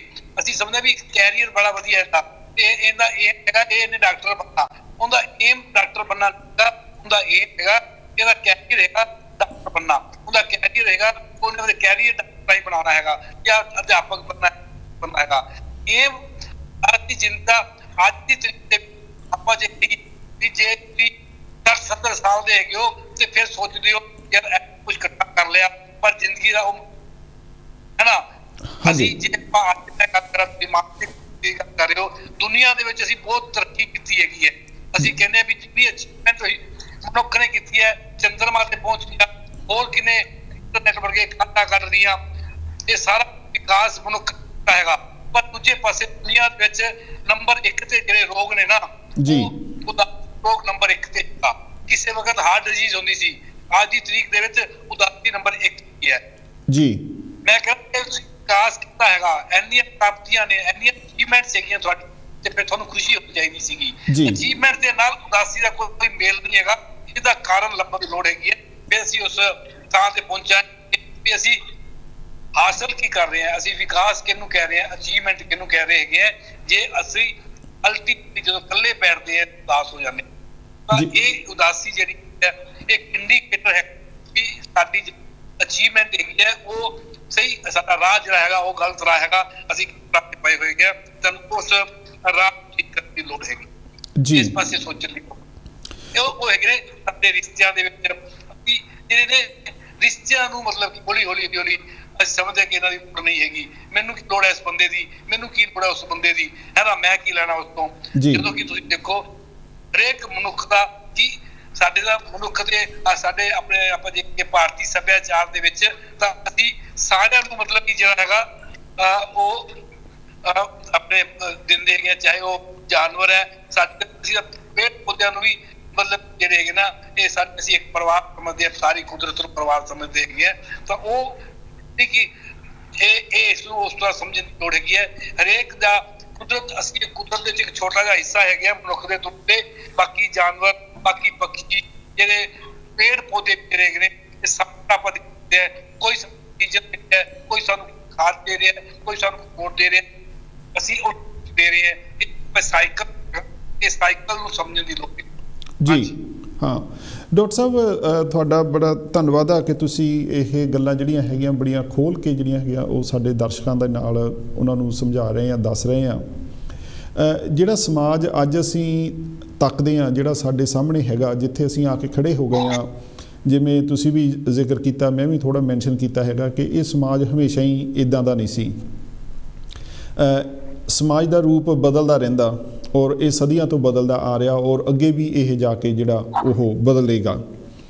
ਔਰ ਤੁਸੀਂ ਇਹ ਗੱਲ ਵੀ ਬੜੀ ਕਲੀਅਰ ਕਰ ਦਿੱਤੀ ਹੈਗੀ ਆ ਕਿ ਜਿਹੜਾ ਮਾਹੌਲ ਹੈ ਉਹ ਮਨ ਦੇ ਜਿਹੜੇ ਰੋਗਾਂ ਦਾ ਬਹੁਤ ਵੱਡਾ ਉਹਦੇ 'ਤੇ ਪ੍ਰਭਾਵ ਪਾਉਂਦਾ ਹੈਗਾ, ਉਹਦਾ ਕਾਰਨ ਵੀ ਹੈਗਾ। ਔਰ ਸਾਡੇ ਜਿਹੜੇ ਬਹੁਤ ਸਾਰੇ ਮਨੋ ਰੋਗਾਂ ਦੇ ਕਾਰਨ ਹੈਗੇ ਆ ਔਰ ਉਹਨਾਂ ਦਾ ਇਲਾਜ ਵੀ ਹੈਗਾ, ਉਹ ਵੀ ਇਹਨਾਂ ਚੀਜ਼ਾਂ ਨੂੰ ਸੁਧਾਰਨ ਦੇ ਵਿੱਚ ਹੈਗਾ। ਤੁਸੀਂ ਸਿੰਪਟਮਸ ਦੀ ਗੱਲ ਕੀਤੀ ਹੈਗੀ ਆ ਅਤੇ ਸਾਇੰਸ ਦੀ ਗੱਲ ਕੀਤੀ ਹੈਗੀ ਆ ਕਿ ਬਿਮਾਰੀ ਦੇ ਲੱਛਣ ਕੀ ਹੈਗੇ ਆ, ਔਰ ਉਹਨਾਂ ਲੱਛਣਾਂ ਨੂੰ ਜੇ ਸਹੀ ਕਰ ਲਿਆ ਜਾਵੇ ਉਹ ਬਿਮਾਰੀ ਥੋੜ੍ਹੇ ਚਿਰ ਲਈ ਤਾਂ ਤੁਸੀਂ ਦੱਸਿਆ ਕਿ ਉਹ ਠੀਕ ਹੋ ਸਕਦੀ ਆ, ਪਰ ਜਿੰਨਾ ਚਿਰ ਉਹਦੇ ਕਾਰਨਾਂ ਦਾ ਹੱਲ ਨਹੀਂ ਹੁੰਦਾ ਉਨਾ ਚਿਰ ਉਹ ਬਿਮਾਰੀ ਦਾ ਸਥਾਈ ਜਿਹੜਾ ਹੱਲ ਆ ਉਹ ਹੋਣਾ ਅਸੰਭਵ ਹੈ। ਮੈਂ ਤੁਹਾਡੇ ਕੋਲ ਇਹ ਪੁੱਛਣਾ ਚਾਹੁੰਦਾ ਕਿ ਇਹ ਜਿਹੜਾ ਸਮਾਜ ਦਾ ਮੋੜਾ ਆ ਚੰਗੇ ਵੱਲ ਨੂੰ, ਜਿਹੜੇ ਤੁਹਾਡੇ ਵਰਗੇ ਦਾਨਸ਼ਵਰ ਲੋਕ ਬੈਠੇ ਨੇ ਸਮਾਜ ਦੇ ਵਿੱਚ, ਜਿਹੜੇ ਸਮਾਜ ਪ੍ਰਤੀ ਚਿੰਤਾ ਵੀ ਰੱਖਦੇ ਆ, ਸਮਾਜ ਦੇ ਪ੍ਰਤੀ ਸਮਝ ਵੀ ਰੱਖਦੇ ਆ, ਸਾਨੂੰ ਕੀ ਕਰਨ ਦੀ ਲੋੜ ਹੈਗੀ ਆ? ਅਸੀਂ ਜਿਹੜਾ ਮੋੜਾ ਆ ਉਹ ਚੰਗੇ ਵੱਲ ਨੂੰ ਕੱਟੀਏ। ਜਿਵੇਂ ਤੁਸੀਂ ਇਸ਼ਾਰਾ ਕੀਤਾ ਜਾਂ ਦੱਸਿਆ ਹੈਗਾ ਕਿ ਅਗਰ ਚੀਜ਼ਾਂ ਦੀ ਪ੍ਰਾਪਤੀ ਹੀ ਸਾਡੇ ਲਈ ਸੁੱਖ ਦਾ ਸਾਧਨ ਹੁੰਦੀ ਤਾਂ ਸਾਡਾ ਮਨ ਜਿਹੜਾ ਸੀਗਾ ਉਹ ਬੇਚੈਨ ਨਹੀਂ ਸੀ ਹੋਣਾ ਚਾਹੀਦਾ, ਉਹ ਬੜਾ ਸੰਤੁਸ਼ਟ ਹੋਣਾ ਚਾਹੀਦਾ ਸੀ, ਬੜਾ ਖੁਸ਼ ਹੋਣਾ ਚਾਹੀਦਾ ਸੀ, ਅਸੀਂ ਖੁਸ਼ ਹੋਣੇ ਚਾਹੀਦੇ ਸੀ। ਅਸੀਂ ਇਹ ਹਰ ਰੋਜ਼ ਆਪਣੇ ਤੋਂ ਵੀ ਔਰ ਆਪਣੇ ਆਲੇ ਦੁਆਲੇ ਤੋਂ ਵੀ ਦੇਖ ਕੇ ਮਹਿਸੂਸ ਕਰਦੇ ਹਾਂ ਕਿ ਸਾਰੀਆਂ ਚੀਜ਼ਾਂ ਹੋਣ ਦੇ ਬਾਵਜੂਦ ਵੀ ਸਾਡਾ ਮਨ ਬੇਚੈਨ ਆ। ਸੋ ਮੈਂ ਅਗਰ ਆਪਣੇ ਸਵਾਲ ਵੱਲ ਨੂੰ ਆਵਾਂ, ਸਵਾਲ ਮੇਰਾ ਇਹੀ ਆ ਕਿ ਅਸੀਂ ਕਿੱਦਾਂ ਜਿਹੜਾ ਮੋੜਾ ਆ ਉਹ ਚੰਗੇ ਵੱਲ ਨੂੰ ਕੱਟੀਏ ਤਾਂ ਕਿ ਜਿਹੜੀ ਪਹਿਲੀ ਗੱਲ ਤਾਂ ਇਹ ਹੈ ਕਿ ਇਹਨਾਂ ਦੇ ਮਨੋਰੋਗਾਂ ਦੀ ਰੋਕਥਾਮ ਹੋ ਸਕੇ, ਅਕਲਾਪੇ ਦੀ ਜਿਹੜੀ ਆ ਉਹ ਸਮੱਸਿਆ ਘਟ ਸਕੇ, ਔਰ ਕਿਵੇਂ ਜਿਹੜਾ ਸਾਡਾ ਮਨ ਆ ਉਹ ਥੋੜ੍ਹੀਆਂ ਚੀਜ਼ਾਂ ਹੋਣ ਦੇ ਬਾਵਜੂਦ ਵੀ ਉਹ ਚੈਨ ਵਾਲਾ ਹੋਵੇ। ਪਹਿਲੀ ਗੱਲ ਤਾਂ ਜਿਹੜੀ ਮੈਂ ਗੱਲ ਕਰ ਰਿਹਾ ਸੀਗਾ ਉਦੋਂ ਵੀ ਸਾਡਾ ਏਮ ਜਿਹੜਾ ਹੈਗਾ ਨਾ ਉਹ ਹੋਣਾ ਚਾਹੀਦਾ ਵੀ ਅਸੀਂ ਖੁਸ਼ੀ ਹਾਸਲ ਕਰਨੀ ਹੈਗੀ ਹੈ। ਖੁਸ਼ੀ ਹਾਸਲ ਕਰਨ ਦੇ ਵਾਸਤੇ ਦੇਖੋ ਤੁਸੀਂ ਕੈਮੀਕਲ ਦੀ ਵੀ ਗੱਲ ਕੀਤੀ, ਮੈਂ ਫਿਰ ਗੱਲ ਕਰਦਾ ਵੀ ਖੁਸ਼ੀ ਦੇ 4 ਕੈਮੀਕਲ ਹੈਗੇ ਸਾਡੀ ਬੋਡੀ ਦੇ ਅੰਦਰ ਹੈਗੇ ਜੀ, ਹਨਾ। ਉਹ ਚਾਰੇ ਹਾਰਮੋਨ ਜਿਹੜੇ ਨੇ ਖੁਸ਼ੀ ਦੇ, ਕੋਈ ਵੀ ਤੁਸੀਂ ਲੱਭ ਸਕਦੇ ਹੋ ਜਾ ਕੇ ਇੰਟਰਨੈਟ ਤੇ ਸਰਚ ਕਰਨਾ ਵੀ ਹੈਪੀਨੈਸ ਹਾਰਮੋਨਸ, 4 ਹਾਰਮੋਨ ਲੱਭਣ, ਉਹ ਬੋਡੀ ਦੇ ਅੰਦਰ ਹੈਗੇ ਨੇ, ਉਹ ਕਦੋਂ ਪੈਦਾ ਹੁੰਦੇ ਨੇ ਇਹ ਗੱਲ ਸਮਝਣ ਦੀ ਲੋੜ ਹੈ। ਜਦੋਂ ਤੁਸੀਂ ਦੇਖੋ ਨੂੰ ਹੱਥ ਮਿਲਾਉਂਦੇ ਹੋ, ਕਿਸੇ ਨੂੰ ਗਲਵੱਕੜੀ ਵਿੱਚ ਲੈਂਦੇ ਹੋ, ਕਿਸੇ ਦੀ ਮਦਦ ਕਰਦੇ ਹੈਗੇ ਹੋ ਤਾਂ ਉਹ ਹਾਰਮੋਨਸ ਪੈਦਾ ਹੁੰਦੇ ਹੈਗੇ ਨੇ। ਤੁਸੀਂ ਦੇਖੋ ਕਿ ਕੋਈ ਇੱਕ ਆਦਮੀ ਦੀ ਅੱਜ ਤੁਸੀਂ ਮਦਦ ਕਰਕੇ ਤੁਸੀਂ ਮਤਲਬ ਕਿ ਆਉਂਦੇ ਹੋ, ਕਿਸੇ ਮਤਲਬ ਕਿ ਮੈਂ ਕਹਿੰਦਾ ਨਾ ਵੀ ਇੱਕ ਸੜਕ ਹੈਗੀ ਹੈ, ਸੜਕ ਦੇ ਕਿਨਾਰੇ ਤੇ ਕੋਈ ਬਜ਼ੁਰਗ ਖੜਾ ਹੈਗਾ, ਉਹਨੇ ਸੜਕ ਟੱਪਣੀ, ਬੜਾ ਟ੍ਰੈਫਿਕ ਹੈ ਤੇ ਤੁਸੀਂ ਉਸ ਬਜ਼ੁਰਗ ਦਾ ਹੱਥ ਫੜ ਕੇ ਤੇ ਉਹ मतलब कि सड़क टपा ਦਿੰਦੇ ਹੋ ਉਹ ਤੁਹਾਡਾ ਧੰਨਵਾਦ ਕਰਦਾ ਹੈਗਾ ਤੇ ਤੁਸੀਂ ਜਿਹੜੀ ਖੁਸ਼ੀ ਮਹਿਸੂਸ ਕਰਦੇ ਹੋ ਉਹ ਖੁਸ਼ੀ ਜਿਹੜੀ ਹੈਗੀ ਹੈ ਉਹ ਸਾਡੇ ਅੰਦਰ ਪਏ ਹਾਰਮੋਨਸ ਪੈਦਾ ਹੁੰਦੇ ਆ ਇਸ ਕੰਮ ਦੇ ਨਾਲ। ਕਿਸੇ ਨੂੰ ਤੁਸੀਂ ਕਿਸ ਕਰਦੇ ਹੋ, ਤੁਸੀਂ ਬੱਚਾ ਜਿਹੜਾ ਹੈਗਾ ਮਾਂ ਨੂੰ ਕਿਸ ਕਰਦਾ ਹੈਗਾ, ਮਾਂ ਬੱਚੇ ਨੂੰ ਕਿਸ ਕਰਦੀ ਹੈ, ਉਹਨਾਂ ਚਿਹਰੇ ਦੇ ਉੱਤੇ ਦੋਵਾਂ ਦੇ ਉੱਤੇ ਖੁਸ਼ੀ ਹੁੰਦੀ ਹੈ ਉਹ ਸਾਡੀ ਬੋਡੀ ਦੇ ਹਾਰਮੋਨ ਪੈਦਾ ਕਰਦੇ ਹੈਗੇ ਨੇ। ਤਾਂ ਕਹਿਣ ਦਾ ਮਤਲਬ ਆਪਸ ਦੇ ਵਿੱਚ ਜਿਹੜੇ ਰਿਸ਼ਤੇ ਹੈਗੇ ਨੇ ਉਹ ਇਕੱਲੇ ਪਰਿਵਾਰ ਦੀ ਗੱਲ ਨਹੀਂ, ਸਮਾਜ ਦੇ ਵਿੱਚ ਵੀ ਜਿੱਥੇ ਕਿਤੇ ਵੀ ਤੁਸੀਂ ਕਿਸੇ ਦੀ ਮਦਦ ਕਰ ਸਕਦੇ ਹੈਗੇ ਹੋ ਉਹ ਸਾਰਾ ਵੱਡੀ ਗੱਲ ਹੈਗੀ ਹੈ। ਰਿਸ਼ਤੇ ਬਣਾਉਣ ਦੀ ਗੱਲ ਹੈ। ਆਪਾਂ ਕਹਿੰਦੇ ਹੁਣ ਤੁਸੀਂ ਇੰਗਲੈਂਡ ਚਲੇ ਗਏ ਹੈ ਨਾ, ਤੇ ਮੈਂ ਜੇ ਕਹਾਂ ਕਿ ਮੈਂ ਆਪਣੇ ਸ਼ਹਿਰ ਤੋਂ 500 ਕਿਲੋਮੀਟਰ ਦੂਰ ਅੱਛੀ ਸਰਵਿਸ ਕਰ ਰਿਹਾ ਹੈਗਾ, ਅਸੀਂ ਮਤਲਬ ਕਿ ਜਿੱਥੇ ਕਿਤੇ ਵੀ ਹੈਗੇ ਹੁਣ ਅਸੀਂ ਇਹ ਕਹੀਏ ਵੀ ਮੇਰਾ ਪਰਿਵਾਰ ਉੱਥੇ ਛੁੱਟ ਗਿਆ ਜਾਂ ਤੁਹਾਡਾ ਹਿੰਦੁਸਤਾਨ ਦੇ ਵਿੱਚ ਬੈਠਾ ਹੈ ਪਰਿਵਾਰ ਇੱਥੇ ਰਹਿ ਗਿਆ, ਪਰ ਜਿੱਥੇ ਅਸੀਂ ਬੈਠੇ ਹਾਂ ਕੀ ਅਸੀਂ ਉੱਥੇ ਕੋਈ ਇਹੋ ਜਿਹੇ 5-4 ਦੋਸਤ ਇਹੋ ਜਿਹੇ ਰਿਸ਼ਤੇ ਨਹੀਂ ਬਣਾ ਸਕਦੇ ਕਿ ਅਸੀਂ ਅਕਸਰ ਆਪਸ ਵਿੱਚ ਜਿਸ ਤਰ੍ਹਾਂ ਮਿਲੀਏ ਤੇ ਉਹ ਜਿਹੜਾ ਜੁਆਇੰਟ ਫੈਮਿਲੀ ਵਾਲਾ ਮਾਹੌਲ ਹੈਗਾ ਫਿਰ ਉੱਥੇ ਸਿਰਜ ਸਕੀਏ। ਇਹ ਇੱਕ ਅਸੀਂ ਤਰੀਕਾ ਹੈਗਾ। ਦੂਜਾ ਜੇ ਬਾਈ ਦਾ ਵੀ ਉਹ ਵੀ ਹੈਗਾ ਤਾਂ ਅਸੀਂ ਕੋਈ ਨਾ ਕੋਈ ਇਹੋ ਜਿਹੀ ਸੰਸਥਾ ਦੇ ਜਾ ਕੇ ਕਿਸੇ ਨੂੰ ਮਦਦ ਕਰ ਸਕਦੇ ਹਾਂ ਤਾਂ ਉੱਥੇ ਕਿ ਆਪ ਜਾ ਕੇ ਤੁਸੀਂ ਥੋੜੀ ਬਹੁਤ ਮਦਦ ਕਰਕੇ, ਇਹ ਨਹੀਂ ਕਿ ਤੁਸੀਂ ਪੈਸੇ ਡੋਨੇਟ ਕਰ ਸਕਦੇ ਹੋ ਤਾਂ ਉਹਦੇ ਨਾਲ ਇੱਕ ਵੱਖਰੀ ਕਿਸਮ ਦੀ ਤੁਹਾਨੂੰ ਸੰਤੁਸ਼ਟੀ ਮਿਲ ਸਕਦੀ ਹੈ। ਪਰ ਜਦੋਂ ਤੁਸੀਂ ਫਿਜ਼ੀਕਲੀ ਆਪ ਜਾ ਕੇ ਉੱਥੇ ਜਦੋਂ ਤੁਸੀਂ ਕਿਸੇ ਨੂੰ ਆਪਣੇ ਜਿਵੇਂ ਸੱਭਿਆਚਾਰ ਹੈ ਕਿਸੇ ਨੂੰ ਮਾਸੀ ਉੱਪਰ ਤਾਊ ਕਹਿ ਕੇ ਤੁਸੀਂ ਉਹਦਾ ਮਤਲਬ ਕਿ ਉਹਦਾ ਹੱਥ ਫੜਦੇ ਹੋ, ਉਹਨੂੰ ਬੁਲਾਉਂਦੇ ਹੋ। ਤੁਸੀਂ ਓਲਡ ਏਜ ਹੋਮ 'ਚ ਜਾ ਸਕਦੇ ਹੋ, ਤੁਸੀਂ ਮਤਲਬ ਕਿ ਅਨਾਥ ਆਸ਼ਰਮ 'ਚ ਜਾ ਸਕਦੇ ਹੋ। ਕਿਸੇ ਵੀ ਤਰੀਕੇ ਨਾਲ ਇਸ ਤਰੀਕੇ ਦਾ ਕੋਈ ਤੁਸੀਂ ਇੱਕ ਰਿਸ਼ਤਿਆਂ ਵਾਲਾ ਮਤਲਬ ਇੱਕ ਜਿਹੜੇ ਆਪਾਂ ਰਿਸ਼ਤੇ ਕਰ ਚੁੱਕੇ ਹਾਂ ਉਹਨਾਂ ਰਿਸ਼ਤਿਆਂ ਨੂੰ ਦੁਬਾਰਾ ਤੋਂ ਅਸੀਂ ਜਨਰੇਟ ਕਰਨ ਦੀ ਕੋਸ਼ਿਸ਼ ਕਰੀਏ ਜਿੱਥੇ ਕੋਈ ਸੰਭਵ ਹੈਗਾ ਤਾਂ ਇਹ ਇੱਕ ਉਹਦੇ ਨਾਲ ਮੋੜਾ ਆ ਸਕਦਾ ਹੈਗਾ।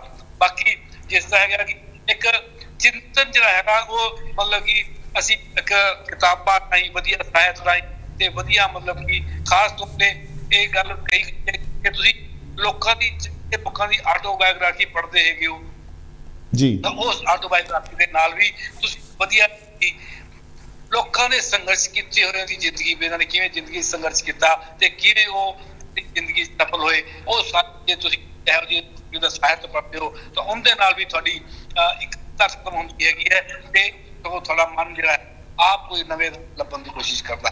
ਤਾਂ ਇਹ ਹੈਗਾ ਵੀ ਨਿੱਜੀ ਪੱਧਰ ਤੇ ਵੀ ਸਮਾਜਿਕ ਪੱਧਰ ਤੇ ਮਿਲ ਕੇ ਜਿਹੜਾ ਹੈਗਾ ਮਿਲਣਾ, ਇਹ ਦੇਖੋ ਮਿਲਣਾ ਸਾਡੇ ਅੰਦਰ ਇਹ ਹੈਗਾ, ਇਹਨੂੰ ਸਿਰਫ ਤੇ ਸਿਰਫ ਥੋੜਾ ਜਿਹਾ ਵਿਕਾਸ ਕਰਨਾ ਹੈਗਾ। ਤੁਸੀਂ ਦੇਖੋ ਵੀ ਕਿਤੇ ਕੋਈ ਆਪਦਾ ਆਉਂਦੀ ਹੈ, ਕੋਈ ਆਫਤ ਆਉਂਦੀ ਹੈਗੀ ਹੈ, ਕੋਈ ਟ੍ਰੈਜਡੀ ਵਾਪਰ ਜਾਂਦੀ ਹੈ ਦੁਨੀਆ ਦੇ ਕਿਸੇ ਕੋਨੇ ਵਿੱਚ ਤੇ ਸਾਰੀ ਦੁਨੀਆ ਦੇ ਲੋਕ ਕਿਤੇ ਬੈਠੇ ਨੇ। ਅਸੀਂ ਮੈਂ ਕਹਿੰਦਾ ਨੇਪਾਲ ਦੇ ਵਿੱਚ ਮਤਲਬ ਕਿ ਪਿੱਛੇ ਜੇ ਭੂਚਾਲ ਆਇਆ, ਅਸੀਂ ਇੱਥੇ ਬੈਠੇ ਸਾਰੇ ਹਿੰਦੁਸਤਾਨ ਦੇ ਲੋਕਾਂ ਦੇ ਕੱਪੜੇ ਕੇ ਪੈਸੇ ਕਿਤੇ ਉਹਨਾਂ ਕੋਲ ਮਦਦ ਭੇਜੀ, ਟਰੱਕ ਭਰ ਕੇ ਭੇਜੇ ਜੀ, ਉਹ ਸਾਡੇ ਕੁਛ ਨਹੀਂ ਕਰਦੇ।